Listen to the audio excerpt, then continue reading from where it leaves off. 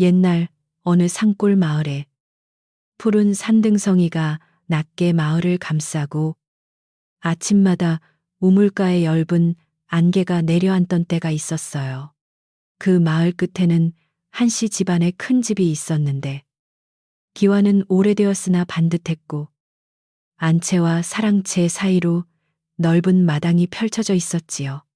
마당 한쪽에는 깊은 우물이 있고 뒷무패는 장독들이 줄지어 섰으며 부엌 굴뚝에서는 해가 뜨기 전부터 하얀 연기가 조용히 피어올랐어요. 그 집의 큰 며느리는 서연이라 불렸어요. 서연은 목소리가 크지 않았고 걸음도 늘 조심스러웠으며 남의 말 앞에 먼저 고개를 숙일 줄 아는 사람이었지요. 새벽이면 가장 먼저 일어나 우물에서 물을 냈고 어머니 방 앞에 따뜻한 새순물을 놓고 부엌 아궁이에 불을 지폈어요. 겨울에는 손끝이 갈라져도 불평하지 않았고 여름에는 땀에 저고리가 젖어도 웃음을 잃지 않았어요. 사람들은 그녀를 두고 마음이 흰 무명청 같다고 말했어요. 서연이 시집 온 지 여러 해가 지났지만 그 집에는 아직 아이 울음소리가 들리지 않았어요. 시어머니는 대놓고 꾸짖지는 않았으나 저녁상을 물린 뒤 긴 한숨을 내쉬곤 했고 남편 민재는 점점 말수가 줄어들었어요. 서연은 그런 눈빛을 모르는 채 하지 않았어요.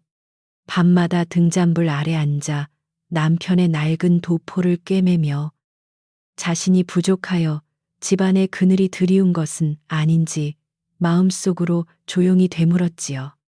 민재는 젊은 날에는 서연의 온순함을 고마워했지만 시간이 흐르자 그 고마움을 잊어갔어요. 집안일이 반듯하게 돌아가는 것이 저절로 그런 줄 알았고 밥이 제때 올라오는 것도 어머니 약탕기가 비지 않는 것도 마당에 먼지가 쌓이지 않는 것도 누군가의 손끝에서 나온 일임을 깊이 헤아리지 않았지요. 서연은 남편의 마음이 멀어지는 것을 알아도 붙잡지 않았어요. 다만 집안의 이름이 흐트러지지 않기를 바랐어요. 그해 봄, 살구꽃이 담장 위로 흩날리던 날에 민재는 젊은 여인 하나를 집으로 들였어요. 이름은 화련이라 했고 눈매는 가늘고 웃음은 부드러웠으며 말끝마다 몸이 약하다고 속삭였어요. 화련은 새로 온 사람답게 처음에는 서연 앞에서 두 손을 모으고 얌전히 인사를 했어요. 그러나 그 고개 숙임은 오래가지 않았고 시어머니가 보이지 않는 곳에서는 슬며시 눈꼬리를 올려 서연을 바라보았지요. 화련이 들어온 뒤 안채의 공기는 달라졌어요. 예전에는 새벽마다 절구 소리와 물 떼는 소리가 차분하게 섞였지만 이제는 작은 기침 소리와 얇은 신음 소리가 방 안에서 새어나왔어요. 화련은 밥상을 받으면 젓가락을 몇 번 움직이다 내려놓고 몸이 이상하여 많이 먹지 못하겠어요 하고 말했지요. 하는 재란한 못진구 지 감미 바란도 하고 말했지요. 민재는 그 말에 놀라 그녀 방으로 달려갔고 시어머니도 귀한 소식을 기다리는 사람처럼 화련의 안색을 살폈어요. 며칠 뒤 화련은 조심스레 배에 손을 얹고 말했어요. 어머님, 아무래도 새 생명이 찾아온 듯합니다. 그 한마디에 한씨 집안은 오랜 가뭄 끝에 비를 맞은 논처럼 술렁였어요. 시어머니는 눈가를 훔쳤고 민재는 마당 한가운데 서서 하늘을 올려다보았어요. 서연은 그 소식을 듣고 잠시 손에 들고 있던 쌀바가지를 내려놓았어요. 가슴 한쪽이 조용히 저렸지만 이내 고개를 숙여 축복의 말을 건넸지요. 서연은 화련이 정말로 아이를 가졌다면 그 아이 또한 집안의 귀한 숨결이라 여겼어요. 그래서 누구보다 먼저 부엌에 들어가 보리죽을 묽게 끓이고 생강을 얇게 저며 따뜻한 물에 띄웠어요. 새벽에는 우물가에서 가장 맑은 물을 길어오고 낮에는 햇볕 좋은 곳에 이불을 널었어요. 화련이 입덧을 한다 하면 시큼한 장아찌를 내왔고 몸이 찬 듯하다 하면 아궁이에 불을 더 넣었지요. 그러나 화려는 서연의 정성을 고맙게 받지 않았어요. 사람들 앞에서는 큰마님께서 이렇게 돌봐주시니 몸둘 바를 모르겠어요. 하고 말했지만 둘만 남으면 손끝으로 그릇 가장자리를 밀며 이 집에 귀한 아이를 품은 사람이 누구인지 이제는 아시겠지요. 하고 낮게 웃었어요. 서연은 그 말에 대꾸하지 않았어요. 오래된 마루는 작은 발소리에도 삐걱이지만 오래 참은 마음은 쉽게 소리를 내지 않는 법이었지요. 마을 사람들도 그 집 이야기를 조금씩 알게 되었어요. 우물가에 물동이를 이고 모인 안악들은 한씨 집안에 드디어 대를 이을 아이가 생겼다며 수군거렸고 장터에서 콩을 파는 노인은 큰며느리 마음이 어떻겠느냐며 혀를 찼어요. 그래도 서연이 우물가에 나오면 사람들은 말을 삼켰어요. 그녀가 늘 그랬듯 조용히 웃으며 인사를 건네고 물동이를 채운 뒤 남의 물동이까지 들어주었기 때문이에요. 시어머니의 마음도 점점 화련에게 기울었어요. 예전에는 서연이 끓인 국의 간을 칭찬하던 분이 이제는 화련방의 문풍지를 먼저 살피고 화련이 먹다 남긴 반찬까지 귀하게 여겼지요. 서연은 섭섭하지 않다고 스스로를 달랬지만 밤이 되어 부엌 불씨가 사그라질 때면 가슴속에 잔불 같은 아픔이 남았어요. 그래도 그녀는 매일 어머니 약을 다리고 남편의 의복을 다림질하며 집안 곳곳을 흐트러짐 없이 지켰어요. 한씨 집안은 겉보기에는 평온했으나 마당의 그림자는 조금씩 길어지고 있었어요. 화련은 아침마다 일부러 방문을 늦게 열고 사람들의 발걸음이 모일 때에 맞춰 힘없는 얼굴로 나타났어요. 간밤에도 배가 당겨 잠을 이루지 못했어요 하고 말하면 민재는 서연을 향해 날카롭게 물었지요. 음식은 제대로 가려 올렸소. 서연은 두 손을 모아 아이에게 해로운 것은 쓰지 않았습니다. 하고 낮게 답했어요. 민재의 눈빛은 예전보다 차가워졌어요. 그는 화련히 기침만 해도 놀랐고 서연이 부엌에서 약재를 고르면 의심스러운 눈으로 바라보았어요. 서연은 그 눈빛을 느끼면서도 약재 하나하나를 더 신중히 살폈어요. 대추는 잘 씻어 씨를 빼고 배는 껍질을 얇게 깎아 끓였으며 쌀은 3번 씻어 죽을 만들었지요. 그녀는 남편의 믿음을 잃어도 아이의 몸에 해가 가지 않게 하려 했어요. 집안의 오래된 부엌에는 옥분 할멈이라는 사람이 있었어요. 젊은 날부터 원씨 집안에서 일을 해온 그녀는 허리가 굽었으나 눈빛은 맑았고 손끝은 아직도 매서웠어요. 옥분 할멈은 서연이 어린 새댁으로 들어왔을 때부터 그녀를 지켜보았어요. 어느 흉년에는 서연이 자기 밥을 덜어 늙은 할멈에게 몰래 내어준 적도 있었지요. 그래서 옥분 할멈은 서연을 딸처럼 아끼면서도 함부로 감싸지는 않았어요. 어느 저녁 해가 서쪽 산마루에 걸리고 장독대 그림자가 길게 늘어졌을 때 옥분 할멈은 부엌문 곁에서 서연을 불렀어요. 서연은 막 화련에게 올릴 따뜻한 죽을 그릇에 담고 있었지요. 할멈은 죽 위에 오른 김을 가만히 바라보다가 낮은 목소리로 말했어요. 아씨, 너무 맑은 물도 누가 흙을 던지면 잠시 흐려지는 법이니 마음만 믿고 눈을 감지는 마세요. 서연은 그 말을 듣고 한참 동안 대답하지 못했어요. 그날 밤 서연은 화련방 앞에 죽상을 놓고 돌아서려다가 안에서 들려오는 작은 웃음소리를 들었어요. 화련은 낮에는 몸이 아프다며 누워 있었지만 밤의 목소리는 생각보다 또렷했어요. 누군가와 말하는 듯한 소리는 아니었고 혼자 만족스레 웃는 숨결처럼 들렸지요. 서연은 문 앞에 오래 서 있지 않았어요. 남의 방안을 엿보는 일은 옳지 않다 여겨 조용히 발길을 돌렸지만 마음속에는 작은 돌 하나가 내려앉았어요. 며칠 뒤부터 이상한 일이 더 보이기 시작했어요.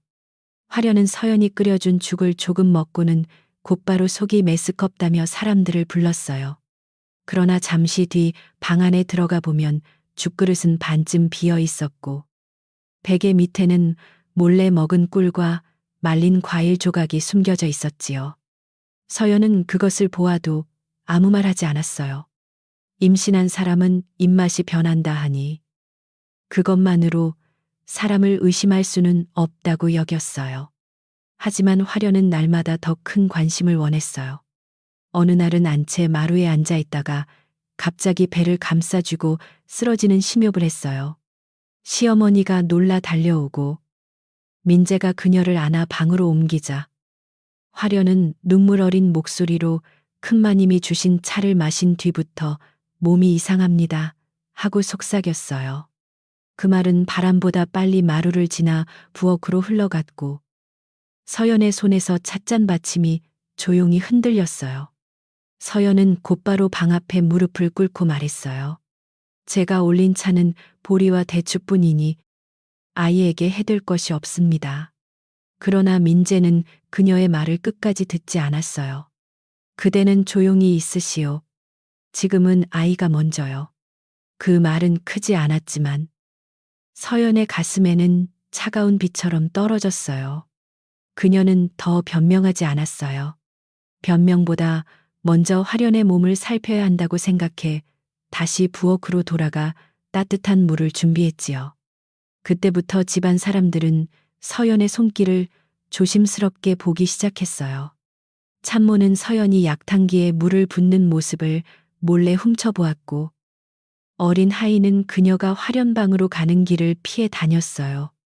마당을 쓸던 머슴은 서연이 지나가면 빗자루질을 멈추고 눈을 내리깔았지요.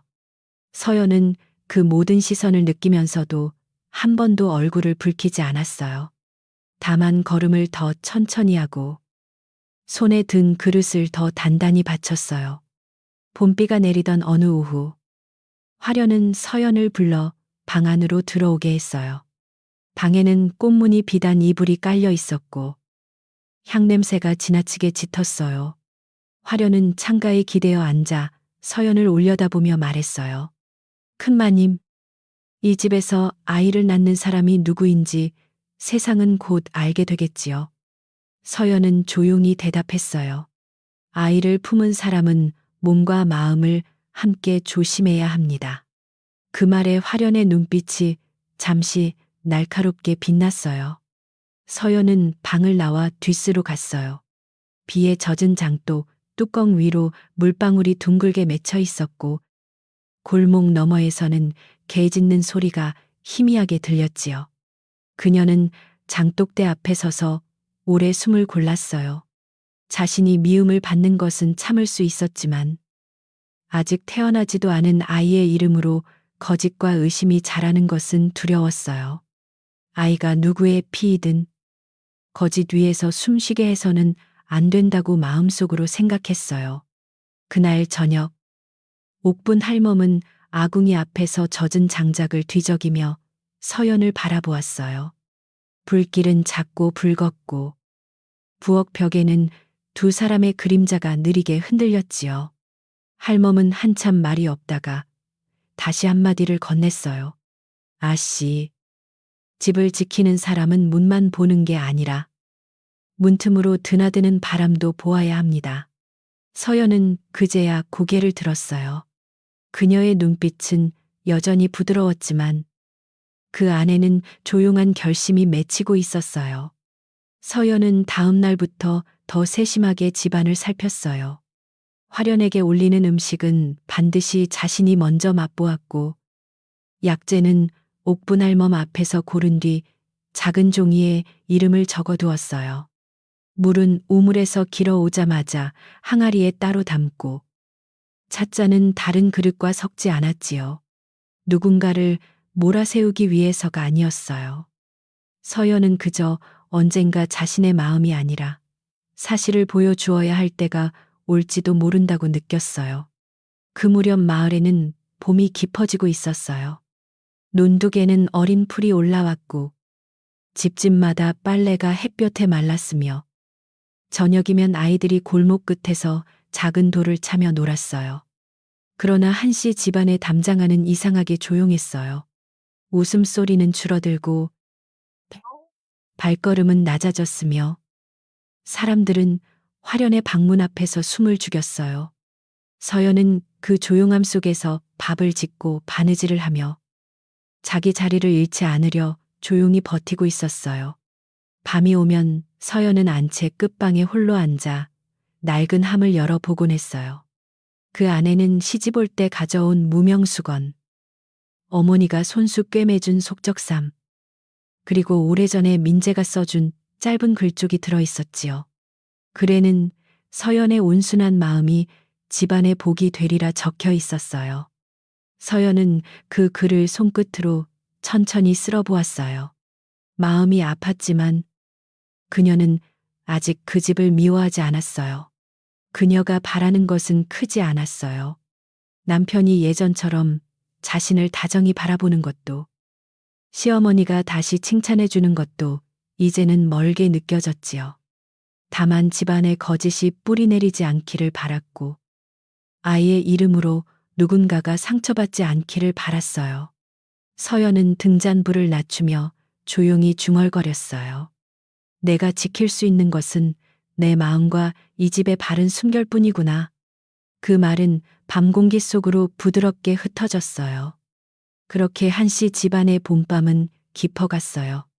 마당의 우물은 달빛을 담고 말없이 반짝였고 장독대 곁에 풀벌레는 낮은 소리로 울었어요.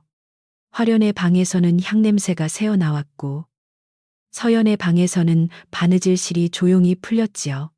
아직 아무도 큰일이 닥칠 것을 알지 못했어요. 다만 오래된 기와 위로 지나가는 바람만이 감추어진 일이 언젠가 마당 한가운데 드러나리라는 듯 천천히 처마 끝을 흔들고 있었어요.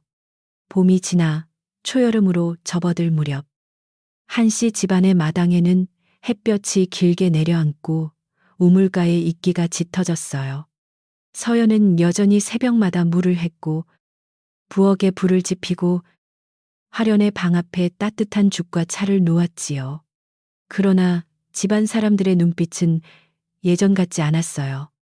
누군가가 말을 하다 서연이 지나가면 입을 다물었고 어린 하인들까지 그녀의 손에 들린 그릇을 의심스레 바라보았어요. 서연은 그 시선을 조용히 견디며 더욱 조심스럽게 하루를 보냈어요.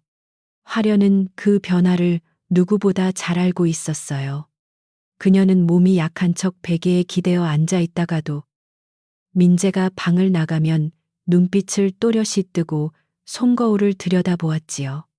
입술에 옅은 붉은 빛을 바르고 머리칼을 고르게 빗은 뒤 누군가 들어오는 소리가 들리면 곧바로 숨을 가늘게 내쉬며 아픈 얼굴을 만들었어요. 사람들은 그런 화련의 모습을 보고 마음이 약해졌고 서연은 그 모든 장면을 보면서도 쉽게 말을 꺼내지 않았어요.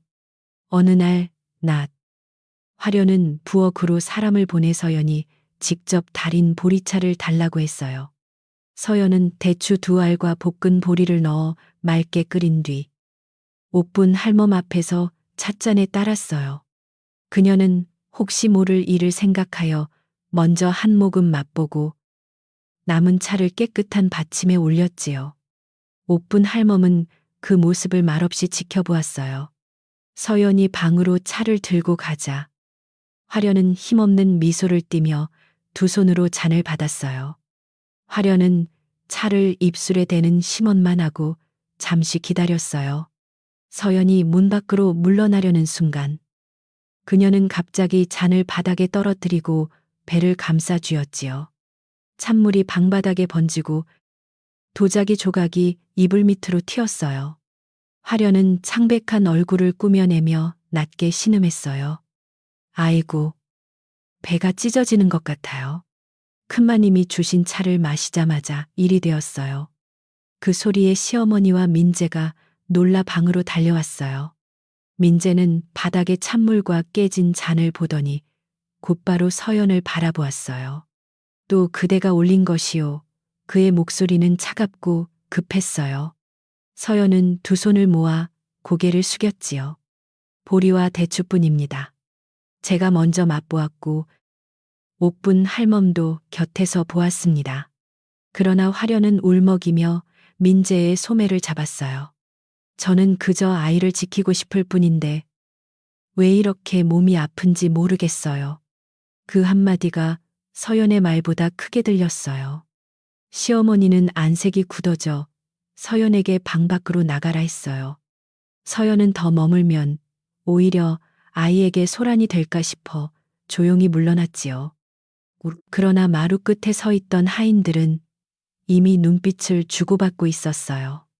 하나는 부엌으로 달려가 찬물이 이상했다 말했고, 다른 하나는 우물가에 물을 기르러 나가며 그 일을 슬며시 흘렸어요. 작은 말은 여름 바람을 타고 담장 너머로 넘어갔고, 마을은 곧 한씨 집안 이야기에 술렁이기 시작했어요. 그날 저녁, 우물가에는 물동이를 든 안악들이 평소보다 오래 머물렀어요. 누군가는 한씨 큰며느리가 속이 깊어 보였는데 속마음은 알 수 없다고 했고, 또 누군가는 아이를 못 낳은 여인의 마음에는 그늘이 생기기 마련이라고 속삭였어요. 그 말을 들은 콩 파는 노인은 혀를 차며 남의 집 속사정은 우물 바닥보다 깊은 법이니 함부로 돌을 던지지 말게 하고 말했지만 이미 퍼진 말은 쉽게 거두어지지 않았어요. 서연은 그날 밤 부엌에 앉아 깨진 찻잔 조각을 바라보았어요.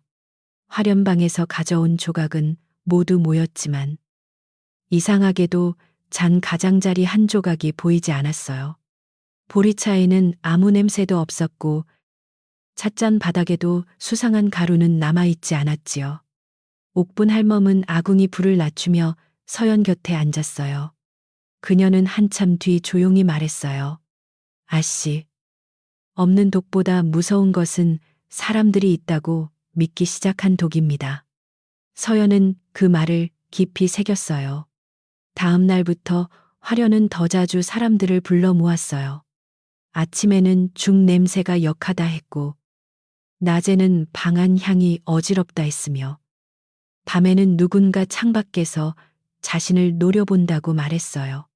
민재는 그런 말을 들을 때마다 서연의 행실을 캐물었고, 시어머니는 서연이 부엌과 화련방 사이를 오갈 때마다 하인을 붙여 지켜보게 했지요. 서연은 억울했지만 화를 내지 않았어요. 억울함이 커질수록 목소리를 낮추는 것이 자신을 지키는 길이라 믿었어요. 그러나 화련은 서연의 침묵까지 이용했어요. 그녀는 시어머니에게 큰마님은 아무 말도 하지 않으니 더 두렵습니다. 속으로 무엇을 생각하는지 알 수가 없어요. 하고 눈물을 흘렸지요.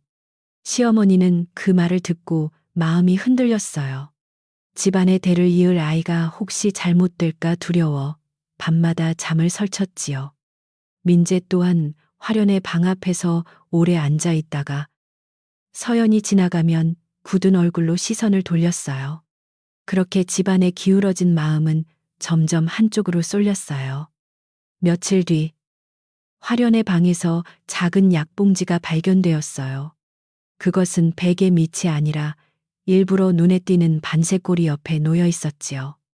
화련은 그것을 보고 크게 놀란 척하며 손을 떨었어요. 저는 이런 것을 본 적이 없습니다. 누가 제 방에 이런 것을 숨겼을까요? 시어머니는 약봉지를 열어 냄새를 맡고 얼굴을 찌푸렸어요. 쓴 풀 냄새가 났고 색이 검푸르게 말라 있어 보는 사람의 마음을 불안하게 만들었지요. 민재는 곧장 서연을 불렀어요. 사랑채 앞마당에는 하인들이 모였고 시어머니는 마루 위에 앉아 약봉지를 손에 쥐고 있었어요. 민재가 물었어요. 이 약재를 그대가 아는가? 서연은 조심히 살폈지만 처음 보는 것이었어요. 저는 쓰지 않는 풀입니다. 부엌 약장에도 없습니다. 화련은 방 안에서 들릴 듯 말 듯 흐느끼며 저는 그저 아이만 무사하면 됩니다. 하고 말했어요. 그 목소리가 사람들의 의심을 더욱 굳게 만들었어요. 서연은 약봉지를 가까이 보게 해달라고 청했어요. 민재는 잠시 망설였지만 시어머니의 눈치를 보고 그것을 내밀었지요. 서연은 냄새를 맡고 손끝으로 마른 잎을 살폈어요. 그것은 아이에게 쓰는 약재도, 집에서 다리는 약재도 아니었고, 오히려 몸을 어지럽게 만드는 들풀과 비슷했어요. 서연이 말하려는 순간, 화련이 문 안에서 갑자기 고통스러운 소리를 냈어요. 모두의 눈길이 그쪽으로 쏠리며 서연의 말은 다시 끊기고 말았어요. 그 일이 있은 뒤 소문은 더 크게 번졌어요. 한씨 집안의 큰며느리가 새로 들어온 여인의 뱃속 아이를 시샘하여 이상한 약을 넣었다는 말이 장터에 떠돌았고, 기름집 앞에서는 누군가가 서연을 불쌍하다 하면서도 사람 마음은 알 수 없다고 덧붙였어요.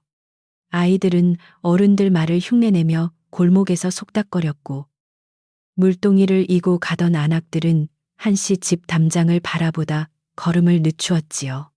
한 집의 일이 어느새 마을의 입에 오르내리는 일이 되었어요. 옥분 할멈은 그런 말을 들을 때마다 굳은 얼굴로 입을 다물었어요. 그녀는 서연이 어떤 사람인지 오래 보아왔지만, 오래 보았다는 말만으로는 성난 의심을 잠재울 수 없다는 것도 알았지요. 어느 저녁, 서연이 부엌 뒷대서 약재를 말리며 고개를 숙이고 있을 때, 할멈은 가까이 다가와 말했어요. 아씨, 사람들 앞에서 억울하다 말하는 것보다 말없이 남길 증거 하나가 더 오래 갑니다. 서연은 그 말에 천천히 고개를 끄덕였어요. 그날부터 서연은 모든 일을 기록하듯 마음에 담았어요. 화련에게 올린 음식의 재료와 시간을 작은 종이에 적어 부엌 선반 깊숙이 넣었고, 약장 문을 열 때마다 옥분 할멈이나 찬물을 곁에 세웠어요. 우물물은 항아리에 담기 전 먼저 자신이 마셨고, 화련방에 드나드는 사람들의 발걸음도 조용히 기억했지요. 그녀는 누군가를 먼저 의심하고 싶지 않았지만, 거짓이 자라면 결국 집안 전체를 삼킨다는 것을 이제는 알게 되었어요. 화련은 서연이 조심스러워지는 것을 알아차렸어요. 그래서 더 교묘하게 행동했지요. 어느 날 그녀는 시어머니 앞에서 서연의 손을 잡고 눈물을 흘렸어요. 큰마님, 제가 혹시 서운하게 해드린 일이 있다면 용서해 주세요. 저는 이 집에 들어와 의지할 분이 큰마님 뿐입니다. 그 모습만 보면 화련은 어린 새처럼 가엾어 보였어요. 하지만 그녀의 손끝은 서연의 손등을 세게 눌렀고, 눈물 아래 숨은 눈빛은 차갑게 빛났어요. 시어머니는 그 장면을 보고 마음이 풀리는 듯 했지만, 동시에 서연에게 더 큰 책임을 느끼게 했어요. 네가 큰 사람이니 더 품어야 한다. 아이를 품은 사람에게 서운함을 남겨서는 안 된다. 서연은 그 말에 고개를 숙였어요. 그녀는 품으라는 말을 오래 들어왔고, 참으라는 말도 오래 들어왔지요. 그러나 마음속 깊은 곳에서는 조용한 슬픔이 일었어요. 품는다는 것이 왜 늘 억울함을 삼키는 일이어야 하는지 알 수 없었어요. 초여름 비가 내린 다음 날, 마을 길은 진흙으로 젖어 있었고, 뒤친 대나무 잎에서는 물방울이 똑똑 떨어졌어요. 그날 한씨 집에 물을 대주던 젊은 물장수 돌쇠가 부엌 뒷문으로 들어왔다가 이상한 말을 꺼냈어요. 그는 서연에게 직접 말하기를 망설이다가 옥분 할멈에게 낮게 속삭였지요. 어젯밤 늦게 뒤쪽 대숲길에서 작은 마님을 본 듯합니다. 어떤 사내와 말하고 있었는데 제가 잘못 본 것일지도 모르겠습니다. 그 말에 부엌 안 공기가 멈춘 듯 했어요. 옥분 할멈은 돌쇠의 말을 곧바로 퍼뜨리지 않았어요. 그녀는 눈을 가늘게 뜨고 조용히 물었어요. 네 눈으로 분명 보았느냐? 돌쇠는 겁먹은 얼굴로 고개를 저었어요. 비가 오고 어두워 얼굴은 똑똑히 못 보았습니다. 다만 비단 치맛자락과 향 냄새가 작은 마님과 같았습니다. 서연은 그 말을 곁에서 들었지만 아무 말도 하지 않았어요. 사람을 잡는 말은 확실하지 않으면 독이 된다는 것을 그녀는 누구보다 잘 알고 있었어요. 그날 밤 서연은 뒤엠대 숲길을 바라보며 오래 서 있었어요. 대나무는 비에 씻겨 푸르게 빛났고 흙길에는 흐릿한 발자국들이 남아 있었지요. 작은 비단신 자국과 남자의 집신 자국이 겹쳐 있는 듯 했지만 이미 물이 고여 선명하지 않았어요. 서연은 그것을 보고도 손을 대지 않았어요. 아직은 마음속 의심일 뿐 사람들 앞에 꺼낼 수 있는 진실은 아니었지요. 그녀는 조용히 돌아서며 더 기다리기로 했어요. 며칠이 지나자 화려는 다시 큰일을 만들었어요. 이른 아침 그녀는 방 안에서 큰 소리로 울부짖으며 배를 붙잡았고 하인들이 놀라 달려갔어요. 바닥에는 서연이 전날 밤 올린 약탕기 뚜껑이 굴러다니고 있었고 이불 가장자리에는 검은 가루가 조금 흩어져 있었지요. 화려는 눈물로 얼굴을 적시며 말했어요. 저 약을 마시고 나서 아이가 움직이지 않는 듯합니다. 제가 무슨 죄를 지었기에 이런 일을 당해야 합니까? 그 소리에 집안은 뒤집혔어요. 민재는 분노로 얼굴이 붉어졌고 시어머니는 마루 기둥을 붙잡고 몸을 떨었어요. 서연은 급히 약탕기를 살폈어요. 자신이 전날 달인 것은 맑은 배숙이었는데 그 안에는 낯선 쓴 냄새가 섞여 있었지요. 그녀는 누군가 손을 댄 것이라 생각했지만 이미 사람들의 마음은 닫혀 있었어요. 민재는 떨리는 목소리로 물었어요. 그대가 정말 이 아이를 미워했소. 서연은 고개를 들고 처음으로 남편의 눈을 바로 보았어요. 저는 아이를 미워한 적이 없습니다. 아이가 이 집의 피라면 지켜야 하고 그렇지 않더라도 해쳐서는 안 됩니다. 서연의 목소리는 낮았지만 흔들리지 않았어요. 그러나 그 말은 오히려 이상하게 들렸지요. 민재는 그렇지 않더라도라니. 무슨 뜻이요? 하고 되물었고 화려는 그 틈을 놓치지 않았어요. 그녀는 가슴을 치며 울었어요. 이제는 제 아이의 피까지 의심하십니까? 큰마님이 저를 죽이려 합니다. 그 울음은 마당까지 퍼졌어요.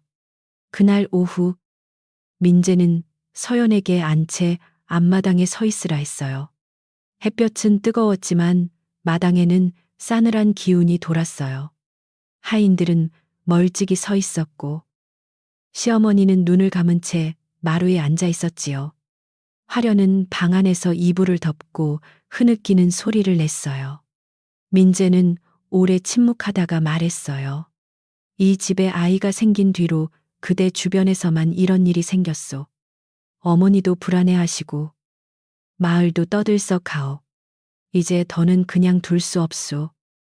서연은 그 말을 듣고도 울지 않았어요.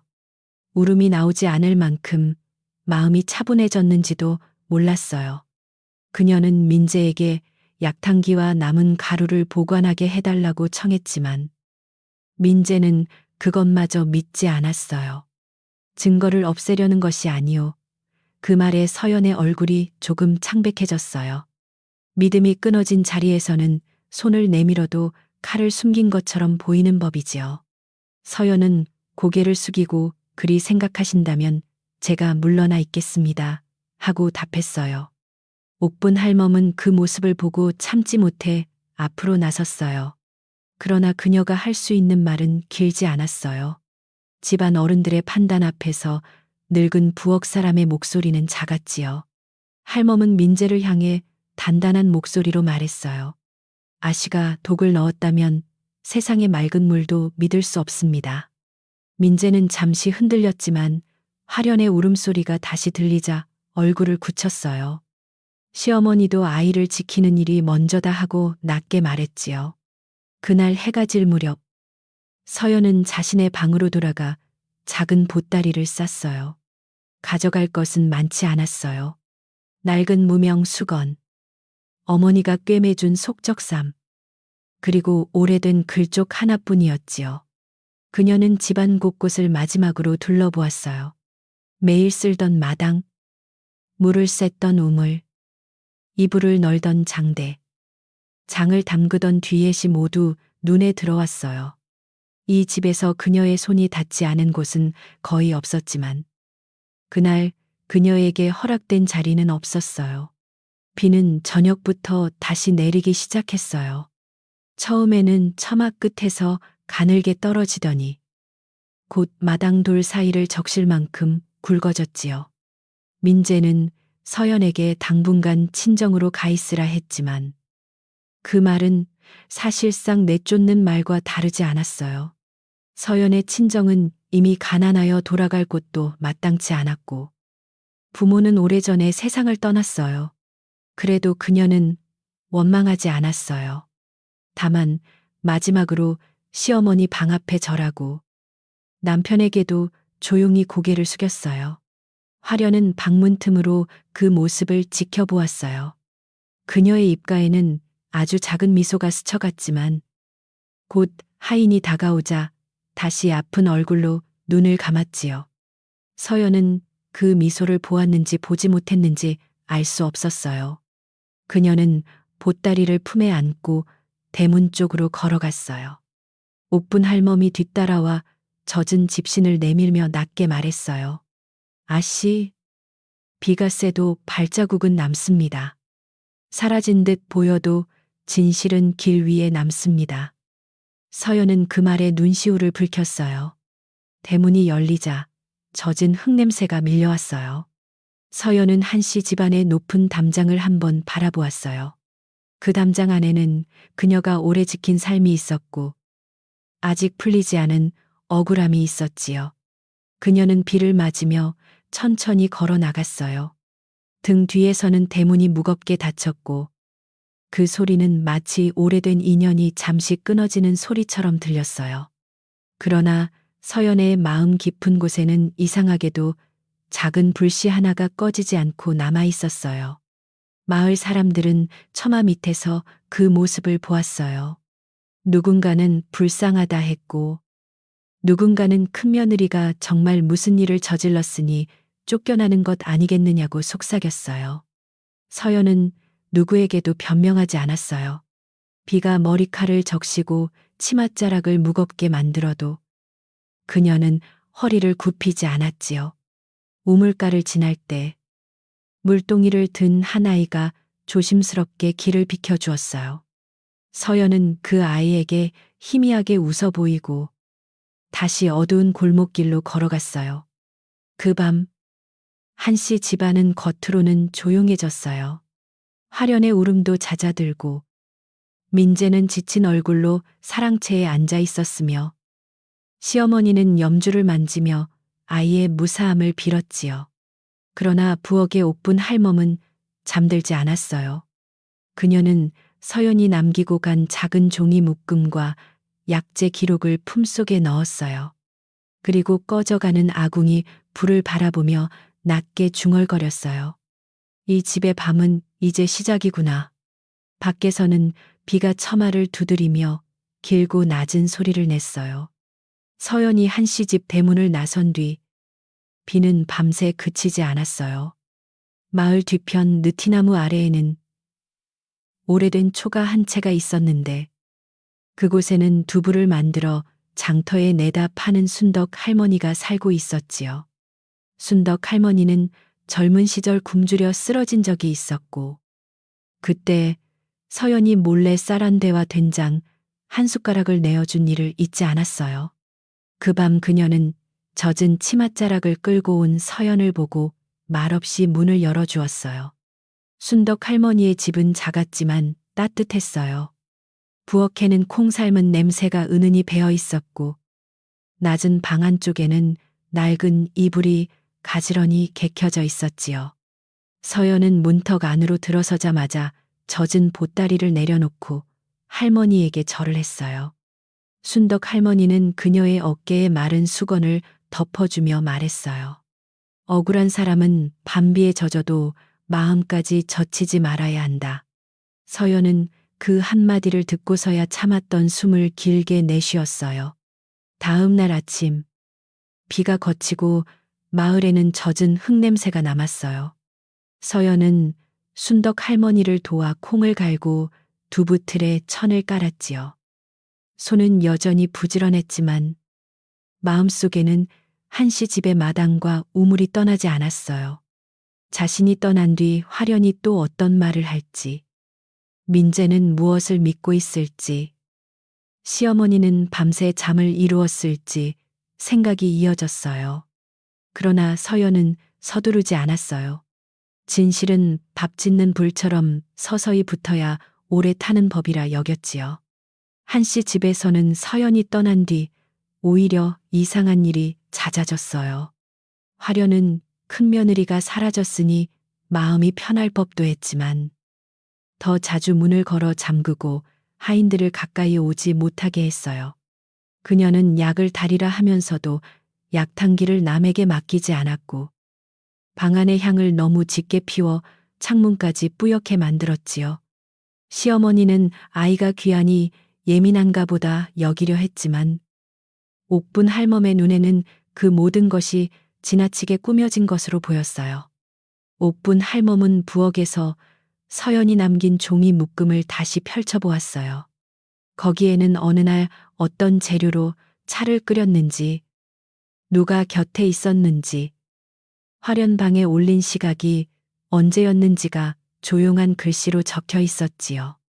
글씨는 흐트러짐이 없었고 거짓으로 급히 꾸민 흔적도 없었어요. 할멈은 그 기록을 옷깃 안쪽에 숨긴 뒤 부엌 약장을 다시 살폈어요. 서연이 쓰지 않았다고 한 낯선 들풀은 역시 어디에도 없었어요. 그 무렵 화련의 방 앞을 드나드는 하인 하나가 이상한 냄새를 맡았어요. 그것은 약 냄새도 아니고 향 냄새도 아니었지요. 장터 끝 술집에서 밤늦게 흘러나오는 진한 분 냄새와 비슷했어요. 하인은 감히 말하지 못하고 부엌으로 와서 옥분 할멈에게만 속삭였어요. 작은 마님 방에서 장터 여인들이 바르는 냄새가 납니다. 옥분 할멈은 대답하지 않고 손을 씻었어요. 하지만 그녀의 마음속에는 돌쇠가 말한 대숲길 이야기가 다시 떠올랐어요. 옥분 할멈은 그날 저녁 슬며시 한씨 집 뒷수로 나갔어요. 대숲길은 비가 그친 뒤라 흙이 조금 마르고 있었고 풀잎에는 아직 물방울이 매달려 있었지요. 그녀는 허리가 굽어 걸음이 느렸지만 눈은 작은 흔적을 놓치지 않았어요. 대나무 뿌리 곁에는 비단신에 묻은 진흙이 조금 말라 떨어져 있었고 그 옆에는 남자의 집신 밑창에서 떨어진 새끼줄 조각이 남아 있었어요. 할멈은 그것을 작은 천에 싸서 품에 넣었어요. 그날 밤 화련은 방 안에서 몰래 작은 함을 열었어요. 함 속에는 붉은 끈으로 묶은 종이 한 장과 비단 주머니가 들어 있었지요. 그녀는 종이를 펼쳐보며 손톱을 깨물었어요. 종이에는 달이 기울기 전 뒤 대숲에서 기다리겠소.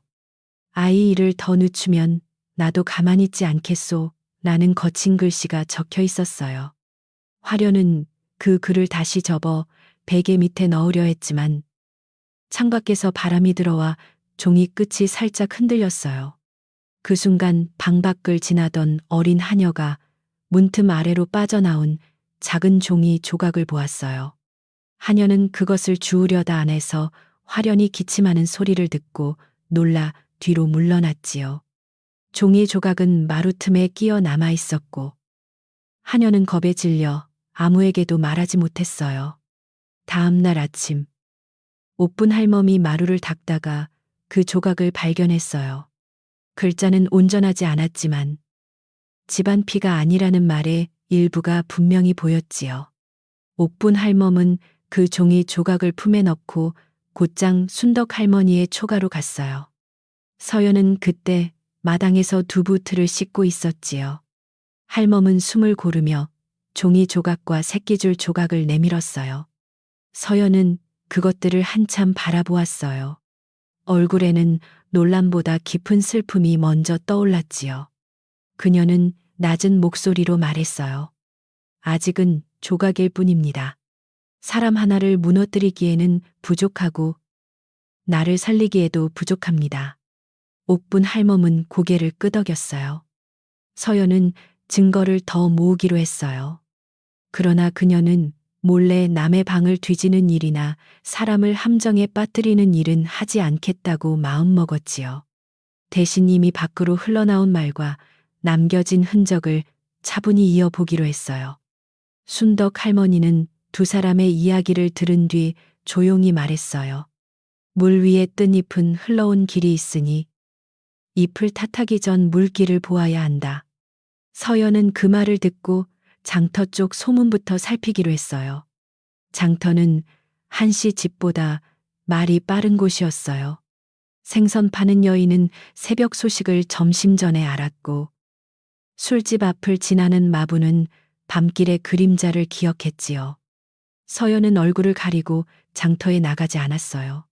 대신 순덕 할머니가 두부를 팔러 갈 때 옥분 할멈이 함께 따라가 조용히 귀를 열었지요. 그들은 화련의 이름을 직접 묻지 않았어요. 다만 요즘 대숲길에 밤마다 누가 다니느냐고, 술집에 낯선 사내가 머무느냐고 자연스레 말을 흘렸어요. 그때 장터의 국밥집 주모가 뜻밖의 이야기를 했어요. 며칠 전부터 키가 크고 눈썹이 짙은 사내 하나가 밤마다 술집 뒤편에 머물렀는데 늘 고운 비단 주머니를 만지작거리며 어떤 여인을 기다렸다는 것이었어요. 사내는 자신을 떠돌이 장사꾼이라 했지만 물건을 파는 모습은 본 사람이 없었지요. 또 술에 취하면 내 아이를 남의 집 자식으로 만들 수는 없다는 말을 중얼거렸다고 했어요. 옥분 할멈은 그 말을 듣고 가슴이 철렁했어요. 옥분 할멈은 그 이야기를 서연에게 전했어요. 서연은 한참 동안 아무 말 없이 손에 들고 있던 두부천을 접었지요. 화련이 거짓으로 임신을 꾸민 것인지 아니면 정말 아이를 가졌으나 그 아이가 한씨 집 핏줄이 아닌지 이제 그림자가 조금씩 모습을 드러내고 있었어요. 서연은 화련을 미워하려 했지만 마음 한편에서는 아직 태어나지 않은 아이가 먼저 떠올랐어요. 아이는 어른들의 거짓을 알지 못한 채 어둠 속에 놓여 있는 셈이었어요. 한씨 집에서는 화련의 불안이 점점 커졌어요. 그녀는 민재 앞에서는 여전히 가리픈 몸짓을 했지만 혼자 있을 때에는 자주 문 밖을 살폈고 하인들에게 뒷문을 잠그라 했다가 다시 열어두라 하며 말을 바꾸었어요. 어느 날은 시어머니에게 갑자기 친정에 다녀오고 싶다고 했다가 민재가 사람을 붙여주겠다 하자 곧장 말을 거두었지요. 민재는 그 변덕을 임신한 사람의 마음이라 여겼지만 옥분 할멈은 그 눈빛이 도망갈 곳을 찾는 짐승 같다고 느꼈어요. 그날 밤 화련은 마침내 뒤운 대숲 길로 나갔어요. 달은 구름에 가려 있었고 바람은 축축했지요. 그녀는 배를 감싼 채 조심스럽게 걸었지만 그 걸음은 아픈 사람의 걸음보다 급한 사람의 걸음에 가까웠어요.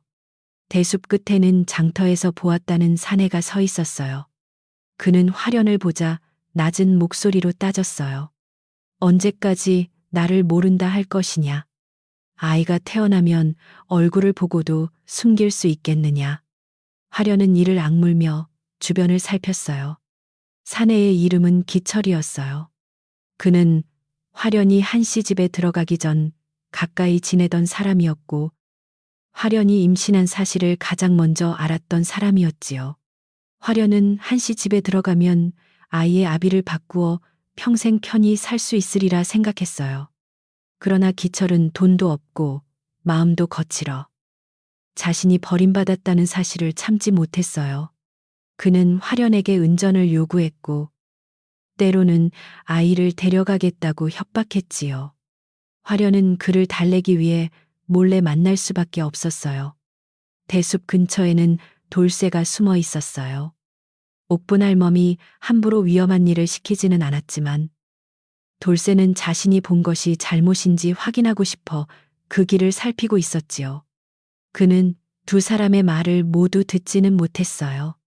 그러나 한씨 피가 아니다라는 기철의 거친 목소리와 조용히 있으면 은전을 더 주겠다는 화련에 떨리는 말을 분명히 들었어요.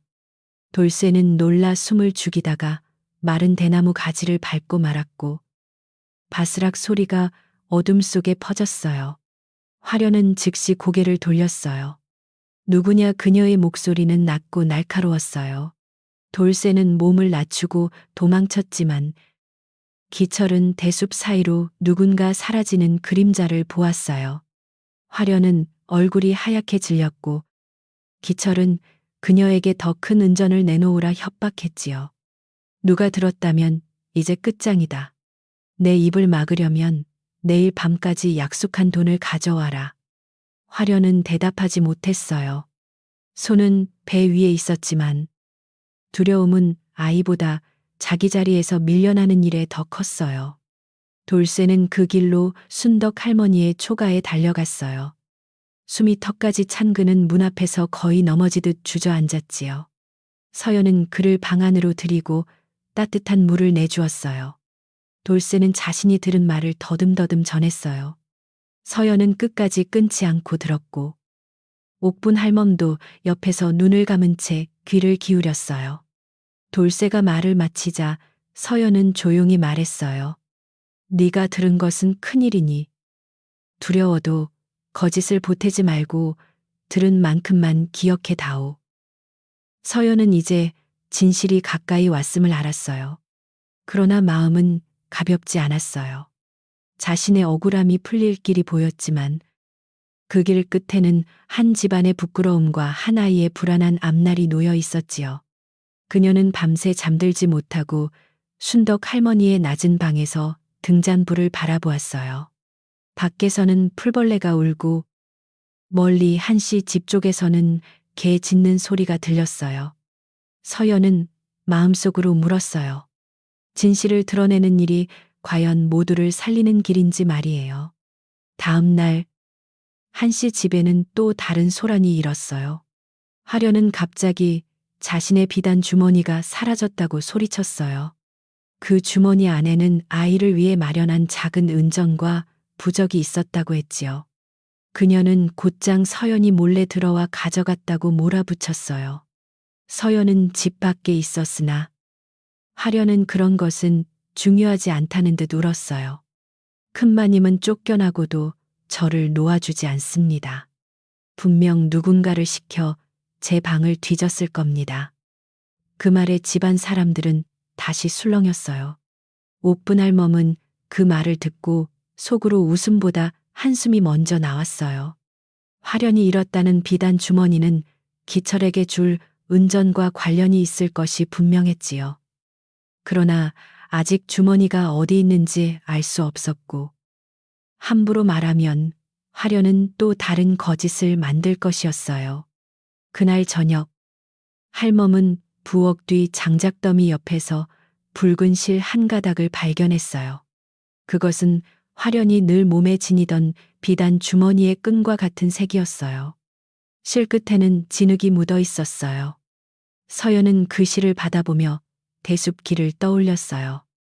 비단 주머니가 방에서 사라진 것이 아니라 화련이 직접 들고 나갔다면 모든 말이 이어졌어요. 그녀는 순덕 할머니와 옥분 할멈, 돌쇠를 모아 차분히 이야기했어요.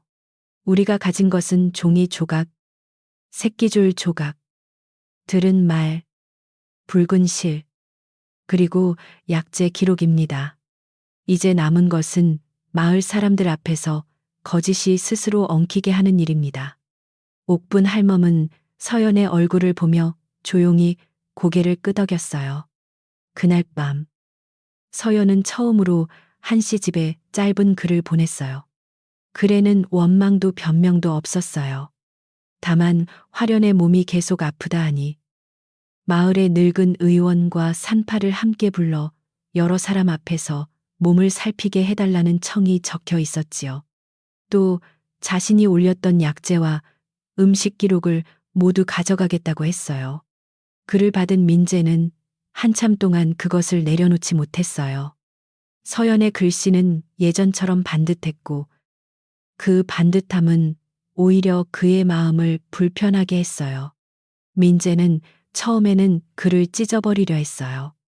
그러나 시어머니가 곁에서 아이에게 해가 없다면 의원을 부르는 것이 나쁠 것은 없다고 말했지요.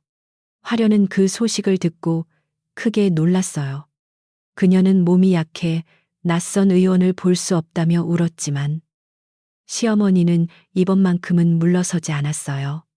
마을의 소문이 너무 커졌으니 아이가 무사하다는 것을 확인해야 한다고 생각했기 때문이에요. 화려는 그날 밤 베개 밑에 종이를 모두 꺼내 불에 태웠어요. 그러나 불에 탄 종이 재까지 모두 사라진 것은 아니었어요. 아궁이에 넣지 못하고 급히 등잔불에 태운 탓에 작은 재조각 하나가 방바닥 틈으로 날아갔지요. 다음 날 아침 방을 쓸던 하녀가 그것을 발견했고 글자의 일부가 남아있음을 알아보았어요. 겁이 난 하녀는 곧장 옥분 할멈에게 가져갔어요. 제 조각에는 아이 얼굴이라는 말과 한씨라는 글자가 희미하게 남아 있었어요. 옥분 할멈은 그것을 서연에게 전하며 깊은 숨을 쉬었어요. 서연은 이제 물러설 수 없다는 것을 알았어요. 그녀는 순덕 할머니의 방에서 자신의 깨끗한 흰 저고리를 꺼내 입었어요. 그것은 화려하지 않았고 오래 입어 소매 끝이 조금 달아 있었지만 손질이 잘 되어 단정했지요. 그녀는 머리를 낮게 묶고 증거가 될 작은 물건들을 천보자기에 차례로 넣었어요. 약재 기록, 종이 조각, 재 조각, 붉은 실, 새끼줄 조각이 모두 작은 보자기 안에 조용히 놓였어요. 출발하기 전 순덕 할머니는 서연에게 따뜻한 두부 한 조각과 보리밥을 내밀었어요. 빈속으로 진실을 말하면 목소리가 먼저 지친다. 서연은 그 말을 듣고 천천히 밥을 먹었어요. 음식은 소박했지만 마음을 붙들어 주었지요. 옥분 할멈은 옆에서 그녀의 보자기를 단단히 묶어주었고 돌쇠는 마을 어른에게 자신이 들은 일을 그대로 말하겠다고 다짐했어요. 서연은 그들 모두에게 고개를 숙였어요. 혼자 쫓겨난 줄 알았던 길에 조용한 손들이 함께 서 있었어요. 그날 오후 마을에는 이상한 긴장이 감돌았어요. 한씨 집에서 늙은 의원과 산파를 부른다는 소식이 퍼졌고 큰며느리 서연이 돌아와 말을 할 것이라는 말도 함께 돌았지요. 우물가의 안악들은 물을 샜다 말고 서로 얼굴을 보았고 장터 사람들도 일찍 물건을 거두고 한씨 집 담장 밖으로 모여들었어요. 그들은 남의 불행을 구경하려는 마음도 있었지만 오래 억울하다고 느꼈던 사람의 진실을 보고 싶은 마음도 있었어요. 해가 서쪽으로 기울 때 서연은 순덕 할머니의 초가를 나섰어요. 길가의 풀은 낮은 바람에 흔들렸고 하늘에는 비가 갠 뒤에 맑은 빛이 남아 있었지요. 그녀는 빠르게 걷지 않았어요. 발걸음은 조용하고 반듯했으며 마치 매일 우물에서 물을 길어 안채로 돌아가던 때와 같았어요. 다만 손에는 물동이가 아니라 작은 보자기가 들려 있었고 마음속에는 참아온 말들이 밤새 다듬은 실처럼 가지런히 감겨 있었어요. 한씨 집 대문 앞에 이르자 사람들의 웅성거림이 낮게 퍼졌어요. 누군가는 서연의 얼굴을 보고 놀랐어요. 비 맞고 쫓겨난 여인이라면 초췌하고 무너진 모습일 줄 알았지만 그녀는 슬픔 속에서도 흐트러지지 않았지요. 민재는 사랑채 마루에 서서 그녀를 바라보았고 시어머니는 안채 마루에 앉아 손에 염주를 쥐고 있었어요. 화려는 방 안에서 나오지 않았지만 문틈 사이로 그 모든 것을 보고 있었어요. 서연은 마당 한가운데에서 조용히 절했어요. 그리고 높지도 낮지도 않은 목소리로 말했어요. 저는 이 집을 어지럽히러 온 것이 아닙니다. 제가 억울하다고 울기 위해 온 것도 아닙니다. 다만 아이의 이름으로 거짓이 자라고 그 거짓 때문에 집안과 마을이 서로를 의심하게 되었으니 오늘은 여러 어른들 앞에서 남은 일을 살펴주시길 청합니다. 그 말에 마당은 잠시 조용해졌어요. 바람이 처마 끝을 스치고 우물물이 낮게 흔들렸어요. 그때 옥분 할멈이 한 걸음 앞으로 나왔어요. 그녀는 허리가 굽었지만 눈빛은 곧았어요. 손에는 서연이 남긴 약재 기록이 들려 있었지요. 할멈은 민재와 시어머니를 향해 말했어요. 큰아씨가 한 일은 모두 기록되어 있고 제가 본 일은 제가 말하겠습니다. 늙은 입이라도 본 것을 거짓으로 바꾸지는 않겠습니다. 이어 돌쇠도 담장 곁에서 떨리는 손을 쥐고 섰어요. 그의 얼굴에는 두려움이 있었지만 도망치려는 기색은 없었어요. 화려는 방 안에서 손톱을 세게 쥐었어요. 그녀는 일이 이렇게 커질 줄 몰랐어요. 서연은 쫓겨나면 조용히 사라질 사람이라 믿었고 민재는 끝까지 자신을 감싸줄 것이라 여겼지요. 그러나 마당에는 의원과 산파, 마을 어른과 우물가 안악들까지 모여 있었어요. 거짓말은 좁은 방에서는 향냄새에 섞여 숨을 수 있지만 넓은 마당에서는 바람에 흩어지는 법이었어요. 화려는 배를 붙잡고 다시 신음하려 했지만 이번에는 그 소리가 예전처럼 사람들을 움직이지 못했어요. 서연은 보자기를 풀기 전 마지막으로 하늘을 바라보았어요.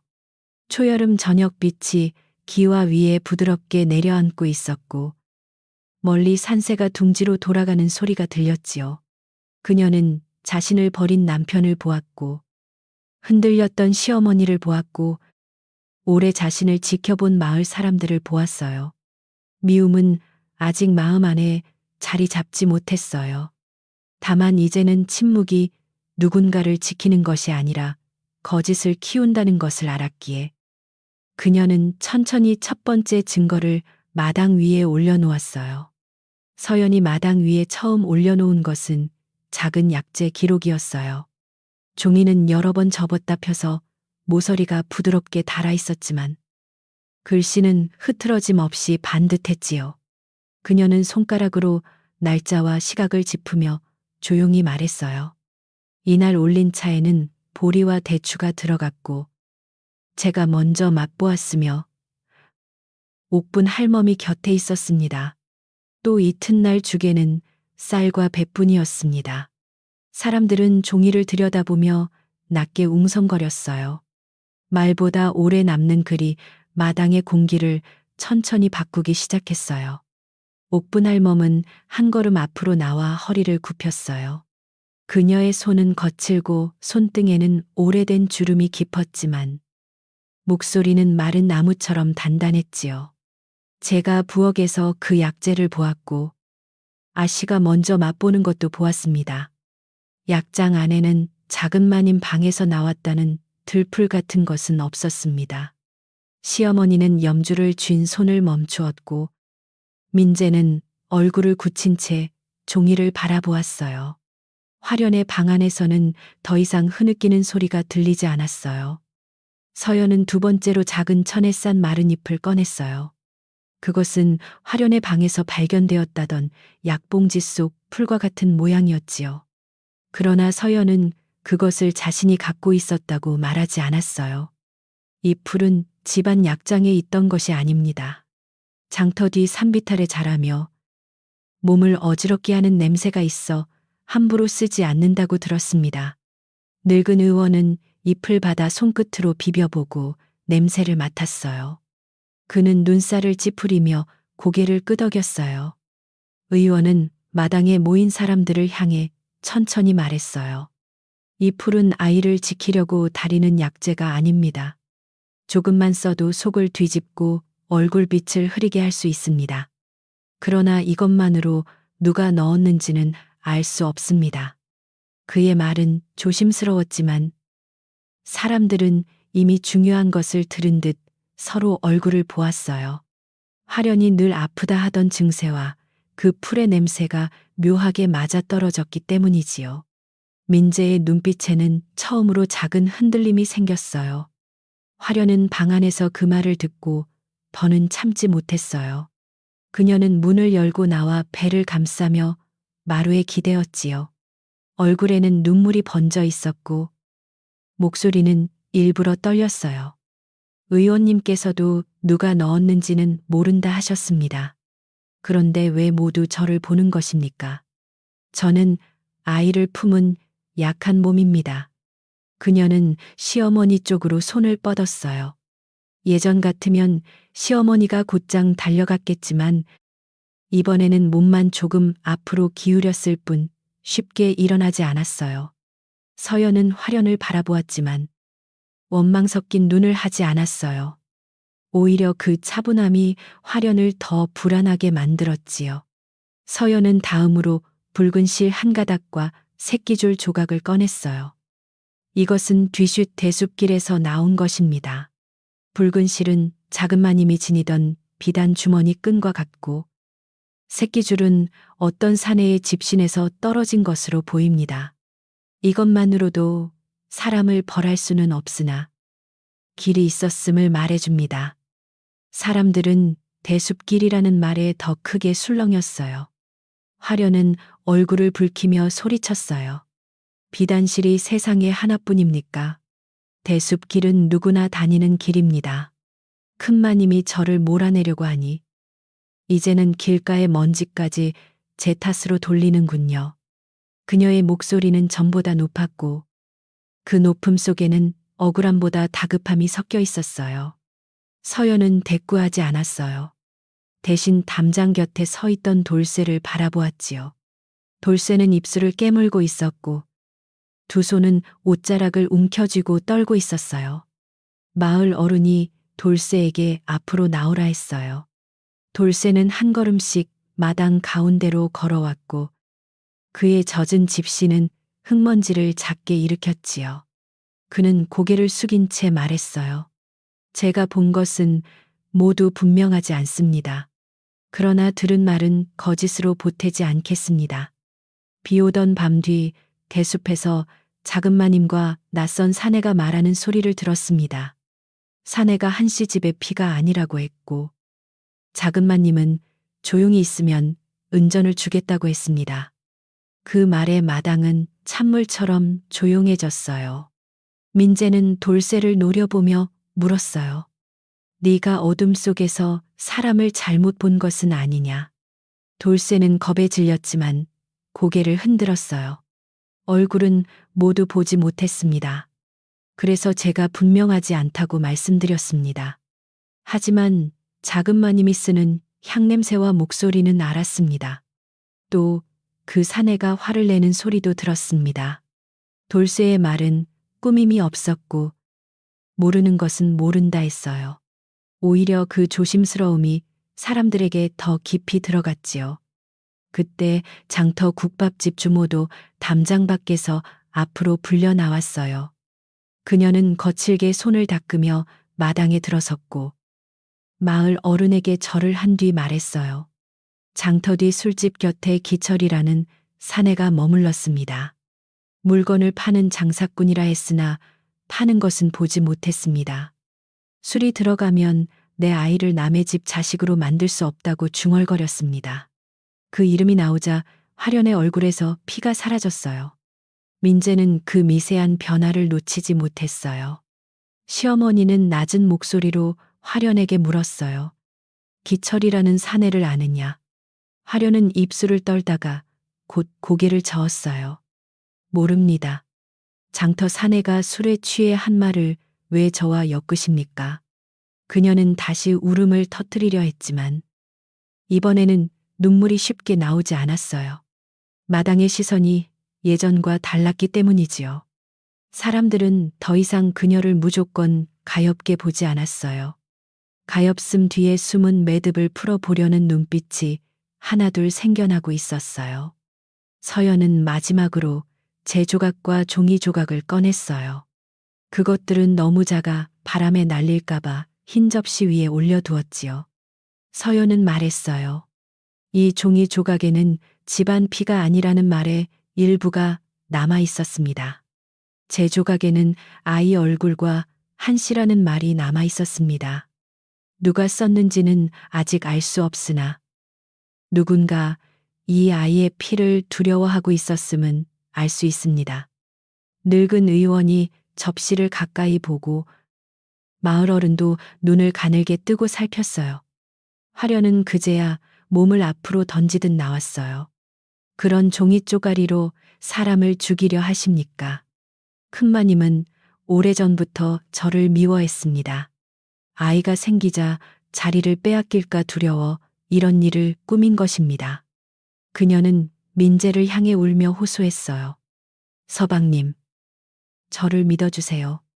저는 이 집 아이를 품고 있습니다. 그 말은 예전에는 민재의 마음을 붙들었지만 이제는 그의 가슴을 더 무겁게 만들었어요. 믿음이라는 그릇에 처음으로 금이 간 것이었지요.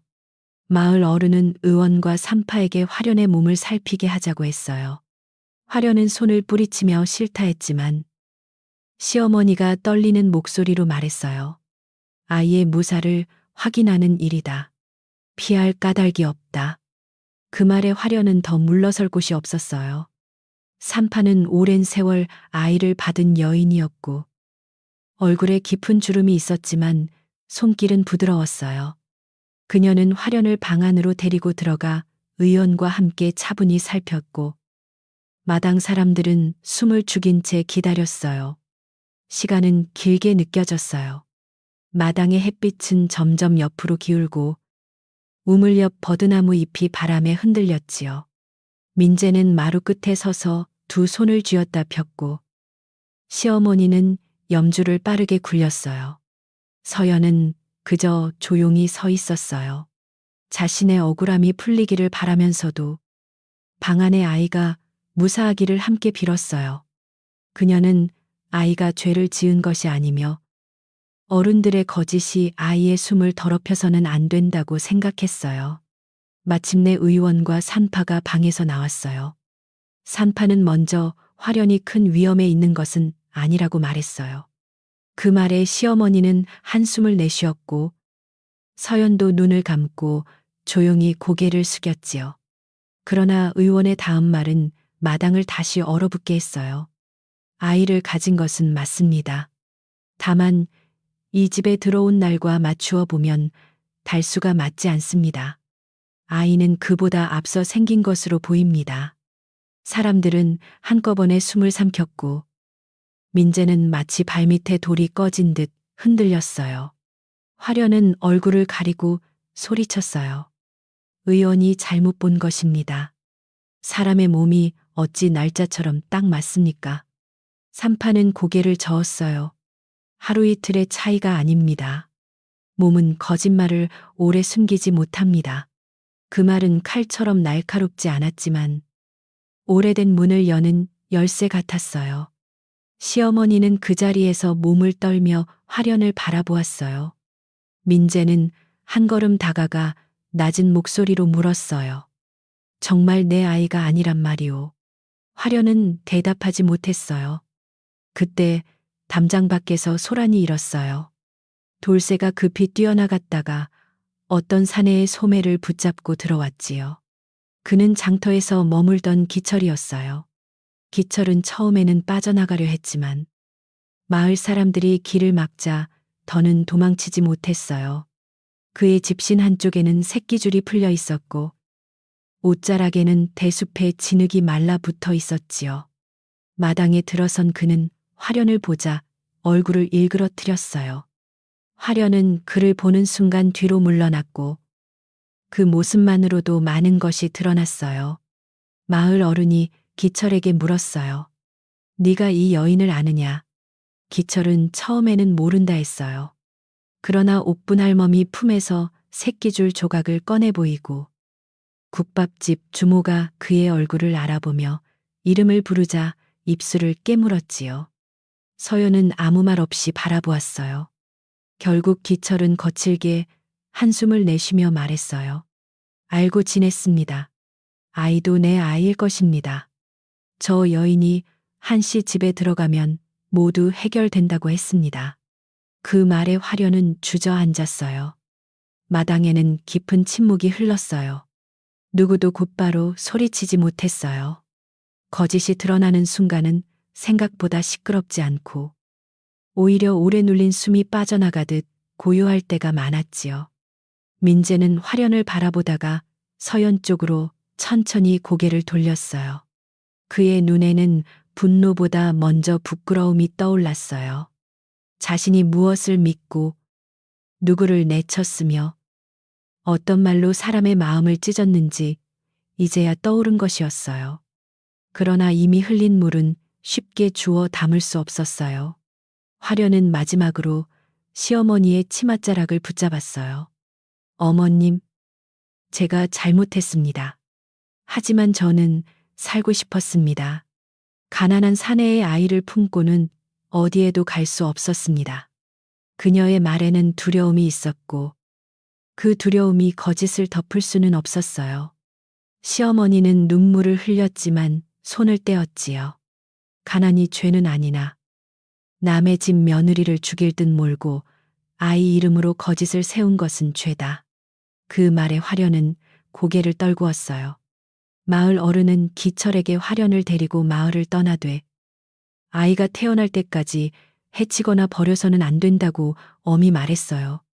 또한 장터 사람들 앞에서 더는 한씨 집 아이를 말하지 못하게 했지요. 기철은 불만스러운 얼굴이었지만 많은 사람 앞에서 고개를 숙일 수밖에 없었어요. 화련은 방으로 들어가 자신의 물건을 챙겼어요. 처음 들어올 때 가져온 비단옷과 장신구는 많지 않았고 한씨 집에서 받은 것은 돌려놓게 되었어요. 그녀의 발걸음은 예전의 가벼움이 사라져 무거웠어요. 화련이 대문 밖으로 나갈 때 사람들은 길을 비켜주었어요. 누구도 돌을 던지거나 험한 말을 퍼붓지 않았어요. 다만 조용한 시선이 그녀의 등을 따라갔지요. 서연은 그 모습을 보며 마음이 편하지 않았어요. 자신을 해친 사람이라 해도 무너져 나가는 여인의 뒷모습은 한겨울 마른 가지처럼 쓸쓸했지요. 그녀는 속으로 아이만은 무사히 태어나기를 빌었어요. 진실이 드러났다고 해서 모든 아픔이 곧바로 사라지는 것은 아니었어요. 대문이 닫힌 뒤에도 마당은 한동안 조용했어요. 민재는 서연 앞에 다가와 무릎을 꿇으려 했지만 서연은 한 걸음 물러섰어요. 그녀는 그를 미워해서가 아니라 아직 그 사과를 받을 마음의 자리가 마련되지 않았기 때문이었지요. 민재는 떨리는 목소리로 말했어요. 내가 그대를 믿지 못했소. 그 말밖에는 지금 할 수가 없소. 서연은 잠시 그를 바라보다가 낮게 대답했어요. 믿음은 말로 잃고 세월로 다시 세워야 합니다. 그 말에 민재는 고개를 들지 못했어요. 시어머니도 마루에서 내려와 서연 앞에 섰어요. 평생 집안 어른으로 살아온 그녀에게 며느리 앞에서 고개를 숙이는 일은 쉽지 않았어요. 그러나 그날 그녀는 서연의 손을 잡고 말했어요. 내가 아이 욕심에 눈이 어두워 너를 버렸다. 이 늙은 마음이 부끄럽구나. 서연은 시어머니의 손이 떨리는 것을 느꼈어요. 그녀는 오래 침묵하다가 천천히 손을 받쳐 잡았지요.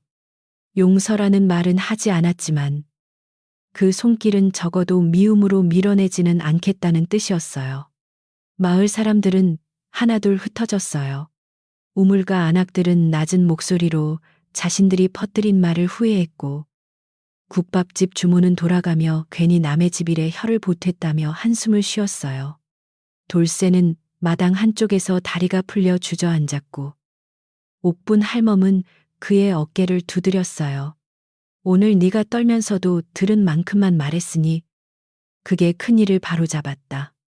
돌쇠는 부끄러운 듯 고개를 숙였어요.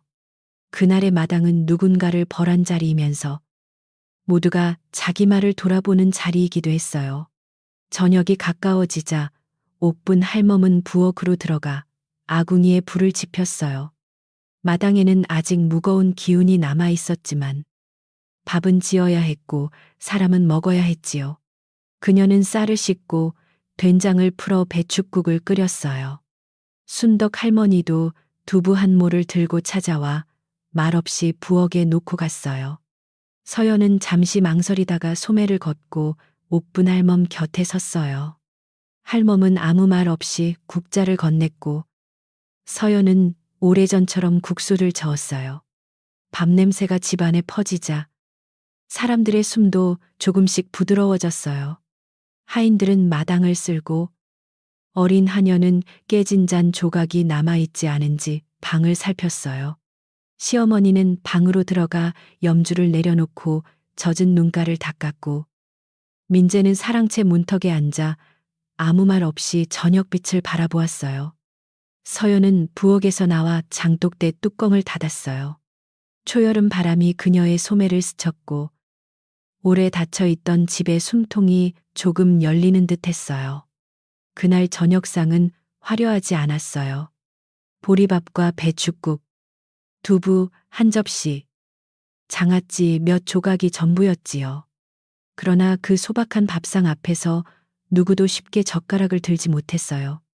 시어머니가 먼저 서연에게 앉으라 했고 서연은 잠시 머뭇거리다가 조용히 자리를 잡았어요. 민재는 그녀 맞은편에 앉았지만 눈을 들지 못했어요. 옥분 할멈은 부엌 문 곁에서 그 모습을 보며 낮게 말했어요. 집이 다시 따뜻해지려면 먼저 밥상 위에 침묵부터 시켜야 합니다. 그 말에 모두가 조용히 숨을 내쉬었어요. 밤이 내려오자 한씨 집마당에는 등잔불이 하나둘 켜졌어요. 우물물은 어둠 속에서 희미하게 빛났고 대숲길은 바람에 흔들리며 낮은 소리를 냈어요. 낮 동안 큰 소란을 겪은 집은 지친 짐승처럼 조용히 몸을 웅크렸지만 그 조용함은 예전의 숨막히는 침묵과 달랐어요. 거짓이 숨어 있던 방은 비었고 닫힌 대문 안에는 아직 아픔이 남았으나 더는 누군가를 몰래 해치는 말이 자라지 못했지요. 서연은 마당 끝에 서서 길게 숨을 들이마셨어요. 그녀는 아직 자신의 방으로 돌아가지 않았어요. 대신 부엌 곁 작은 방에 하룻밤 머물겠다고 했지요. 민재와 시어머니는 아무 말 없이 받아들였어요. 서연의 마음이 당장 예전 자리로 돌아갈 수 없다는 것을 그들도 이제는 알았기 때문이에요. 옥분 할멈은 방에 깨끗한 이불을 펴주고 따뜻한 물 한 대야를 놓아주었어요. 서연은 그 물에 손을 담그며 오래된 피로가 손끝에서 풀리는 것을 느꼈어요. 그러나 마음은 아직도 조용히 깨어 있었어요. 잠들기 전 서연은 창문을 조금 열어두었어요. 밖에서는 풀벌레 소리가 부드럽게 들렸고 멀리 마을 개가 한두 번 짖다가 조용해졌어요. 그날 마당에서 드러난 진실은 집을 무너뜨리지 않았지만 집의 낡은 기둥을 모두에게 보이게 했지요. 이제 그 기둥을 다시 세우는 일은 서연 혼자만의 몫이 아니었어요. 그녀는 등잔불을 낮추며 마음속으로 말했어요. 오늘은 거짓이 떠난 밤이고 내일은 집이 다시 숨쉬는 법을 배워야 하는 날이라고요. 다음 날 새벽 한씨 집에는 오래간만에 맑은 닭 울음소리가 들렸어요. 밤새 마당을 덮었던 어둠이 천천히 걷히고 우물가에는 엷은 안개가 내려앉았지요. 서연은 부엌 곁 작은 방에서 조용히 일어났어요. 몸은 아직 무거웠지만 손은 늘 하던 일을 기억하고 있었어요. 그녀는 문을 열고 밖으로 나가 우물 앞에 섰어요. 차가운 새벽 공기가 뺨을 스쳤고 우물물은 마치 지난밤의 소란을 씻어낼 듯 깊고 고요했어요. 서연이 두레박을 내리자 줄이 나무 틀을 스치며 낮은 소리를 냈어요. 그 소리는 오래전 그녀가 이 집에 처음 들어와 물을 샜던 아침과 같았지요. 물동이가 가득 차 오르자 서연은 천천히 끌어올렸어요. 그때 뒤에서 작은 발소리가 들렸어요. 어린 하녀가 머뭇거리며 다가와 말했어요. 큰마님, 제가 하겠습니다. 서연은 잠시 그 아이를 바라보다가 부드럽게 웃었어요. 함께 하자꾸나. 혼자 들면 무겁고 둘이 들면 덜 무겁다. 하녀는 눈시울을 붉히며 손을 보태서요. 부엌에서는 옥분 할멈이 이미 아궁이에 불을 붙이고 있었어요. 마른 솔가지가 타며 은은한 냄새를 냈고 솥에서는 물이 천천히 데워졌지요. 서연은 말없이 쌀을 씻기 시작했어요. 옥분 할멈은 그녀의 손등에 남은 붉은 자국을 보고 잠시 눈을 흐렸지만 길게 위로하지 않았어요. 대신 된장 항아리 뚜껑을 열며 말했어요. 아침국은 심심해야 속이 놀라지 않습니다. 서연은 그 말이 단순히 국 이야기가 아니라 집안 이야기임을 알아듣고 조용히 고개를 끄덕였어요. 그날 아침상은 늦게 차려졌어요. 예전 같으면 서연은 누구보다 먼저 상을 올리고 뒤로 물러났겠지만 시어머니는 직접 마루 끝으로 나와 그녀를 불렀어요. 서연아, 오늘은 네가 함께 앉아라.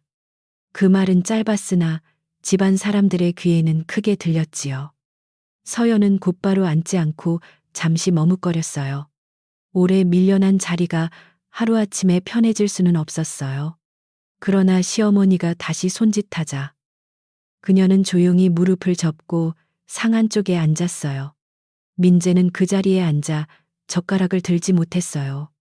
그의 눈 밑에는 밤새 잠들지 못한 기색이 짙었고 어깨는 예전보다 작아 보였지요. 그는 서연을 바라보려다 다시 고개를 숙였어요. 밥이 식습니다. 서연이 낮게 말하자 민재는 그제야 숟가락을 들었어요. 그 한마디는 다정한 용서도 아니고 차가운 꾸짖음도 아니었지만 사람을 다시 살아가게 하는 말이었어요. 시어머니는 국을 한 숟가락 뜨고 조용히 눈가를 닦았어요. 아침을 먹은 뒤 서연은 바로 안채를 정리하기 시작했어요.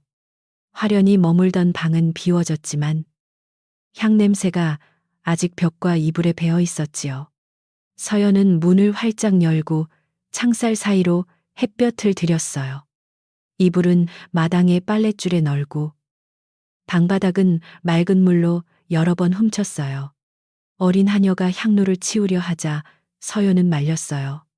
버릴 것은 버리되 미워서 던지지는 말아라. 물건은 죄가 없고 사람 마음만 어지러웠던 것이다. 하녀는 조용히 향로를 씻어 장독대 옆에 두었어요. 마을에는 전날의 이야기가 아직 가라앉지 않았어요. 우물가에서는 안악들이 물을 샜다 말고 서연의 이름을 조심스럽게 불렀고 장터에서는 국밥집 주모가 자신이 말을 보태던 일을 후회했지요. 어떤 이는 한시집 큰며느리가 독한 마음 없이 끝까지 아이를 걱정했다며 감탄했고 어떤 이는 사람이 조용하다고 해서 약한 것은 아니라고 말했어요. 소문은 여전히 퍼졌지만 이제 그 소문은 서연을 찌르는 바늘이 아니라 그녀의 억울함을 풀어주는 실처럼 흘러갔어요. 그날 낮 마을 어른들이 한시 집을 찾아왔어요. 그들은 화려한 말을 하러 온 것이 아니었고 그저 마당 한쪽에 앉아 차를 마시며 어제 일을 매듭짓고자 했지요. 가장 나이 많은 어른이 서연을 바라보며 말했어요. 우리가 남의 말을 너무 쉽게 믿었네. 큰 며느리가 집을 지킨 마음을 마을이 늦게 알았네. 서연은 두 손을 모아 고개를 숙였어요. 저도 제 마음만 믿고 너무 오래 침묵했습니다. 이제는 조용함도 때를 알아야 함을 배웠습니다. 시어머니는 그 말을 듣고 깊은 한숨을 내쉬었어요. 그녀는 방 안에서 작은 나무함을 가져와 마당 가운데에 놓았지요. 그 안에는 집안 창고 열쇠와 장부가 들어 있었어요. 예전에는 시어머니가 직접 쥐고 있다가 화련이 들어온 뒤 잠시 흐트러졌던 것들이었지요. 시어머니는 열쇠를 서연 앞에 밀어놓으며 말했어요. 이 집의 살림은 내 손에서 가장 바르게 숨쉬었다. 다시 맡아다오. 서연은 열쇠를 바로잡지 않고 오래 바라보았어요. 서연은 조용히 대답했어요. 제가 맡는다면 저 혼자만의 권한이 아니라 집안 모두가 바르게 살자는 약속이어야 합니다. 마당에 있던 사람들은 그 말에 고개를 끄덕였어요. 시어머니도 눈을 감았다 뜨며 말했어요. 그리하자. 앞으로 이 집에서 누군가의 말만 듣고 다른 일을 몰아세우는 일은 없게 하겠다. 그제야 서연은 두 손으로 열쇠를 받았어요. 열쇠는 작고 차가웠지만 그 안에는 잃었던 자리와 새로 세울 약속의 무게가 함께 담겨 있었어요. 민재는 그 자리에 오래 앉아 있다가 마침내 서연 앞에 무릎을 꿇었어요. 사람들 앞이라 부끄러웠지만 그 부끄러움은 마땅히 감당해야 할 것이었지요. 그는 떨리는 목소리로 말했어요. 내가 그대의 말보다 내 두려움을 믿었소. 아이를 잃을까 두려워하며 정작 오래 곁에 있던 사람을 잃을 뻔했소. 서연은 그를 내려다보았어요. 그녀의 마음에는 아직 상처가 남아 있었지만 분노가 더 자라지는 않았어요. 일어나십시오. 무릎보다 앞으로의 걸음이 더 중요합니다. 그녀가 말했어요. 그 말에 민재는 천천히 일어났어요. 그는 더는 서연에게 당장 예전처럼 돌아와 달라고 조르지 않았어요. 밤새 생각한 끝에 믿음은 손을 붙잡는다고 바로 돌아오는 것이 아니라는 것을 알게 되었지요. 그는 사랑채로 돌아가 오래 방치했던 장부와 편지를 정리하기 시작했어요. 그리고 화련에게 주려고 빼두었던 비단과 장신구를 모두 창고로 돌려놓았어요. 그중 일부는 파라마을의 가난한 산모들에게 쌀과 미역을 나누기로 했어요. 그것은 서연이 먼저 말한 일이었어요. 서연은 오후가 되자 순덕 할머니의 초가로 찾아갔어요. 그녀는 빈손으로 가지 않고 쌀 한 말과 깨끗한 무명천 한 피를 들고 갔지요. 순덕 할머니는 대문 앞에서 그녀를 보고 웃었어요. 이제 큰 집으로 돌아갔는데도 이 늙은이 초가를 잊지 않았구나. 서연은 할머니 앞에 절하며 말했어요.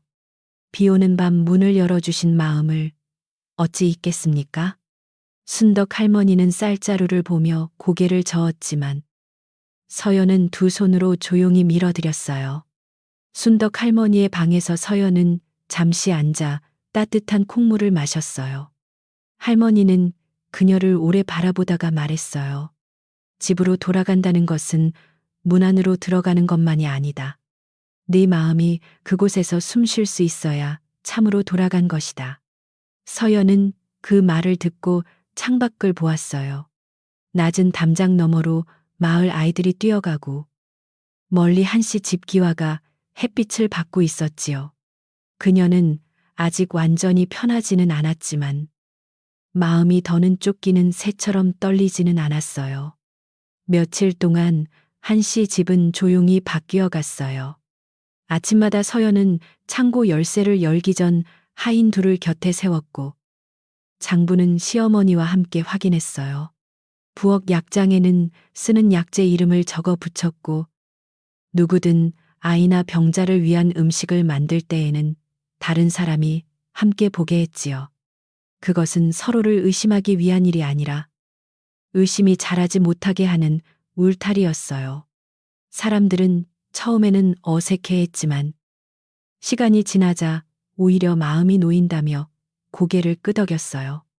옥분 할멈은 부엌에서 다시 예전처럼 잔소리를 하기 시작했어요. 어린 하녀가 쌀을 대충 씻으면 물을 다시 갈라 했고 머슴이 장작을 젖은 곳에 쌓아두면 허리를 두드리며 꾸짖었지요. 그런데도 부엌 분위기는 가벼워졌어요. 전에는 말 한마디가 의심으로 번질까 조심했지만 이제는 잘못은 잘못이라 말하고 모르는 것은 모른다 말할 수 있었어요. 옥분 할멈은 서연이 국간을 보는 모습을 보며 낮게 말했어요. 불이 제자리로 돌아오니 솥도 편안하구나. 마을 사람들도 조금씩 한씨 집을 다시 편히 드나들었어요. 우물가 안악들은 서연에게 미안하다는 말을 길게 하지 못하고 대신 갓 캔 나물 한 줌을 내밀었어요. 국밥집 주모는 장터에서 가장 좋은 물을 골라보내며 다음에는 혀보다 눈과 귀를 먼저 믿겠다고 전했지요. 돌쇠는 물동이를 지고 올 때마다 대문 앞에서 더 깊이 고개를 숙였어요. 서연은 그들에게 큰 벌도 큰 칭찬도 하지 않았어요. 다만 받아야 할 것은 받고 돌려보낼 것은 웃으며 돌려보냈어요. 어느 저녁 민재는 사랑채 마루에서 서연을 불렀어요. 서연은 부엌 일을 마치고 손을 씻은 뒤 천천히 다가갔지요. 민재는 오래된 글쪽 하나를 내밀었어요. 그것은 서연이 함속에 간직하던 오래전 민재가 써주었던 글과 같은 종이었어요. 그는 낮은 목소리로 말했어요. 내가 이 말을 쓸 때의 마음을 잊고 살았소. 그대의 온순함이 복이라고 써놓고 그 온순함을 당연히 여겼소. 서연은 종이를 받지 않고 그의 말을 끝까지 들었어요. 민재는 이어 말했어요. 앞으로 그대에게 용서를 구하는 일을 말로만 하지 않겠소. 어머니 앞에서도, 하인들 앞에서도, 마을 사람들 앞에서도 그대의 말을 먼저 듣겠소. 서연은 한참 침묵했어요. 밤바람이 두 사람 사이를 지나가고 처마 끝 풍경이 작게 울렸지요. 그녀는 마침내 대답했어요. 사람은 한 번에 바뀌지 않습니다. 그러나 매일 같은 방향으로 걸으면 길은 생깁니다. 민재는 그 말을 듣고 고개를 숙였어요. 그날 두 사람 사이에는 뜨거운 화해보다 조용한 시작이 놓였어요. 초여름이 깊어지며 논에는 물이 가득 찼고 달밤이면 개구리 울음이 마을을 덮었어요. 한씨 집에서는 큰 잔치를 벌이지 않았지만 조촐한 저녁자리를 마련했어요. 마을 어른들, 순덕 할머니, 돌쇠, 국밥집 주모, 우물가 안악 몇 사람이 초대되었지요. 마당에는 낮은 상들이 놓였고 부엌에서는 보리밥과 된장국, 두부 부침, 나물무침, 조린 무가 차례로 나왔어요. 음식은 소박했지만 모두의 손이 닿아 더 따뜻했어요. 서연은 상을 차리며 사람들의 그릇을 하나씩 살폈어요. 예전 같으면 그녀는 맨 뒤에서 남은 밥을 먹었겠지만 그날 시어머니는 사람들 앞에서 직접 서연의 자리를 마련했어요. 오늘 이 밥상은 네가 앉아야 비로소 온전하다. 그 말에 마당이 조용해졌어요. 서연은 잠시 눈을 내리깔았다가 천천히 앉았어요. 순덕 할머니는 그 모습을 보고 흐뭇하게 웃었고 옥분 할멈은 국자로 국을 뜨며 괜히 헛기침을 했어요. 그녀의 눈도 조금 젖어 있었지요. 식사가 시작되자 처음에는 모두 조심스러웠어요. 그러나 따뜻한 국이 목을 넘어가고 두부 부침의 고소한 냄새가 퍼지자 사람들의 말도 조금씩 부드러워졌지요. 돌쇠는 그날 자신이 너무 떨려 다리가 풀렸다고 말해 사람들을 웃게 했고 국밥집 주모는 앞으로 술 취한 사내의 말도 허투루 듣지 않겠다고 농담처럼 말했어요. 시어머니는 서연의 그릇에 조용히 나물을 덜어주었고 서연은 그 손길을 밀어내지 않았어요. 그 저녁 자리에서 누군가 화련의 일을 다시 꺼내려 하자 서연은 조용히 고개를 저었어요. 그 사람의 잘못은 드러났고 이제 그 아이가 무사히 태어나기를 빌 뿐입니다. 사람들은 잠시 침묵했어요. 자신을 해친 사람의 아이까지 걱정하는 마음은 쉽게 흉내낼 수 없었기 때문이에요. 시어머니는 그 말을 듣고 깊이 고개를 숙였어요. 그녀는 그제야 서연이 단지 착해서 참은 것이 아니라 집안이 무너지지 않도록 마음의 기둥을 세우고 있었다는 것을 알았어요. 밤이 깊어지자 손님들은 하나둘 돌아갔어요. 순덕 할머니는 대문 앞에서 서연의 손을 꼭 잡고 말했어요. 이제 내 눈에 다시 잠이 내려앉겠구나. 서연은 부드럽게 웃었어요. 아직 배울 일이 많지만 오늘 밤은 그럴 것 같습니다. 돌쇠는 물동이를 챙겨 돌아가며 몇 번이나 고개를 숙였고 국밥집 주모는 다음 장날에 좋은 물을 더 보내겠다고 했어요. 대문 밖길은 달빛에 젖어 희었고 사람들의 발소리는 조금씩 멀어졌어요. 마당이 비자 한씨 집은 깊은 고요에 잠겼어요. 그러나 그 고요는 더 이상 숨죽인 두려움이 아니었어요. 밥상은 치워졌고 부엌에는 따뜻한 숭늉 냄새가 남아 있었지요. 옥분 할멈은 마지막 그릇을 씻으며 서연에게 말했어요. 오늘은 아궁이 불도 오래 타고 싶어 하는구나. 서연은 웃으며 불씨를 살폈어요. 장작 끝에 남은 붉은 빛이 어둠 속에서 작게 숨쉬고 있었어요. 그녀는 그 불씨가 자기 마음 한가운데 남아있던 것과 닮았다고 느꼈어요. 시어머니는 잠들기 전 서연을 불러 작은 방석 하나를 내주었어요. 그것은 오래전 집안의 큰 며느리들이 제사를 준비할 때 앉던 방석이었고 한동안 장롱 깊숙이 들어가 있었지요. 시어머니는 그것을 쓰다듬으며 말했어요. 이 집의 어른 자리를 네가 천천히 배워가거라. 나는 욕심 때문에 눈이 어두웠고 너는 억울함 속에서도 집을 놓지 않았다. 서연은 방석을 받으며 대답했어요. 어머님께서 함께 보아주셔야 제가 길을 잃지 않습니다. 그 말에 시어머니의 얼굴이 조금 풀렸어요. 그날 밤 민재는 서연의 방문 앞에 오래 서 있지 않았어요. 예전 같으면 자기 마음이 급해 말을 더하려 했겠지만 이제는 기다리는 법을 배워야 한다는 것을 알았지요. 그는 문 밖에 따뜻한 차 한 잔만 놓고 물러났어요. 서연은 잠시 뒤 문을 열어 그 차를 보았어요. 찻잔 위에는 김이 부드럽게 올라오고 있었고 곁에는 아무 말도 적히지 않은 작은 종이 한 장이 놓여 있었어요. 말없는 사과가 때로는 긴 변명보다 조용히 마음에 닿을 때가 있었어요. 서연은 차를 방 안으로 들고 들어가 작은 상위에 놓았어요. 창밖에는 달빛이 마당의 우물을 비추고 있었고 물빛은 은은하게 흔들렸지요. 그녀는 차를 한 모금 마시며 지난 날을 떠올렸어요. 비 맞던 골목, 춘덕 할머니의 따뜻한 방, 마당 위에 펼쳐놓은 증거들, 화련히 떠나던 뒷모습, 그리고 오늘 저녁의 밥상까지 하나하나 조용히 지나갔어요.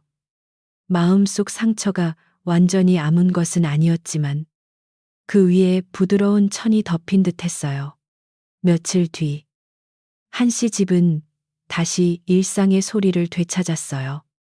새벽에는 우물줄이 삐걱였고, 낮에는 빨래 방망이 소리가 들렸으며, 저녁에는 부엌 칼질 소리가 일정하게 이어졌지요. 마당 한쪽에는 아이들을 위한 작은 나물밭을 만들었고, 남는 채소는 순덕 할머니와 마을의 홀몸 노인들에게 나누어 주었어요. 서연은 창고 열쇠를 지니되 혼자 움켜쥐지 않았고, 민재는 장터에 나갈 때마다 집안일이 누구의 손으로 이루어지는지 더 자주 돌아보게 되었어요.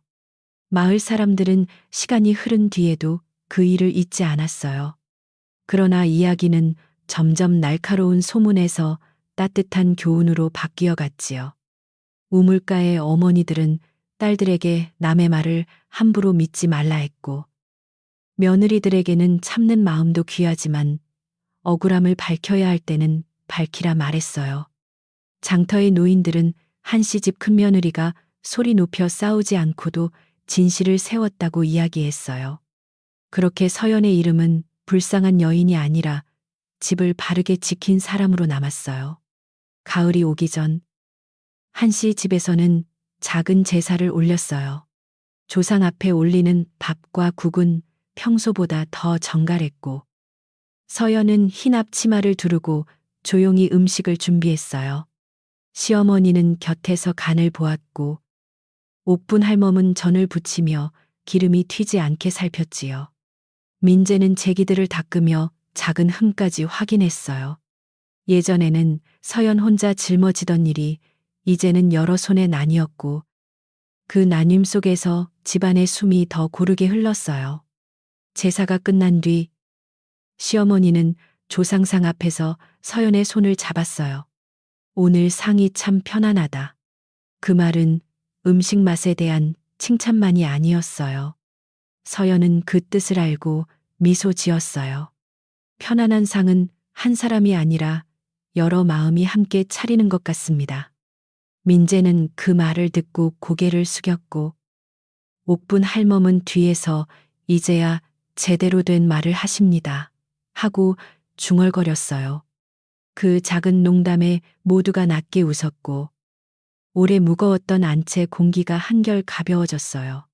그날 밤 서연은 마당의 평상에 잠시 앉았어요. 하늘에는 별이 맑았고 산등성이 위로 부드러운 바람이 내려왔지요. 우물가에는 달빛이 고여 있었고 장독대 그림자는 마치 오래된 사람들처럼 조용히 서 있었어요. 민재는 멀찍이 떨어져 앉아 그녀의 곁을 재촉하지 않았고 시어머니는 방 안에서 고른 숨을 쉬고 있었어요. 서연은 그 모든 소리를 들으며 마음이 천천히 가라앉는 것을 느꼈어요. 집은 다시 살아 있었고 그녀도 그 안에서 숨 쉬고 있었어요. 서연은 문득 화련히 떠난 길 쪽을 바라보았어요. 그곳에는 이제 아무 그림자도 없었고 대숲은 밤바람에 부드럽게 흔들릴 뿐이었지요. 그녀는 마음속으로 짧게 빌었어요. 아이가 태어나면 어른들의 거짓보다 더 맑은 길을 걷게 해달라고. 화련도 언젠가는 남의 자리를 빼앗는 삶이 아니라 자기 발로 서는 삶을 배우게 해달라고요. 그렇게 빌고 나니 미움이 조금 더 멀어지는 것 같았어요. 잠들기 전 마음에 남는 것은 원망보다 고요함이어야 했어요. 마침내 서연은 평상에서 일어나 부엌으로 가 마지막 불씨를 살폈어요. 아궁이 안에는 붉은 빛이 아주 작게 남아 있었고 숭늉 냄새가 은은히 퍼졌지요. 옥분 할멈이 졸린 눈으로 다가와 말했어요. 아씨, 이제 그만 주무세요. 오늘 밤은 집도 사람도 쉬어야 합니다. 서연은 웃으며 아궁이 문을 닫았어요. 그래요. 할멈, 오늘 밤은 모두가 편히 쉬어도 되겠습니다. 그녀의 목소리는 낮고 따뜻했으며 오래 흔들린 집의 기둥을 조용히 감싸는 바람 같았어요. 방으로 돌아온 서연은 이불을 펴고 등잔불을 아주 낮게 줄였어요.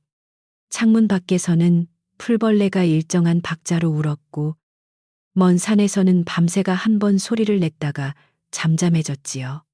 그녀는 베개에 머리를 눕히기 전 함 속에 있던 오래된 글쪽을 다시 넣어두었어요. 이제 그 글은 과거의 아픈 약속만이 아니라 앞으로 천천히 새로 써갈 삶의 첫 장처럼 느껴졌어요. 서연은 눈을 감으며 아주 낮게 속삭였어요. 집은 마음이 바른 곳에 다시 따뜻해지는구나. 그 속삭임 뒤로 한씨 집은 깊은 밤에 잠겼어요. 안채와 사랑채, 부엌과 장독대, 우물과 빨랫줄까지 모두 달빛 아래 조용히 쉬었지요. 바람은 처마 끝을 살짝 흔들고 지나갔고 그 소리는 누군가의 자장가처럼 부드러웠어요. 마을 사람들도 하나둘 잠이 들었고 우물가에 남은 낮의 말들은 밤이슬 속에 잦아들었어요.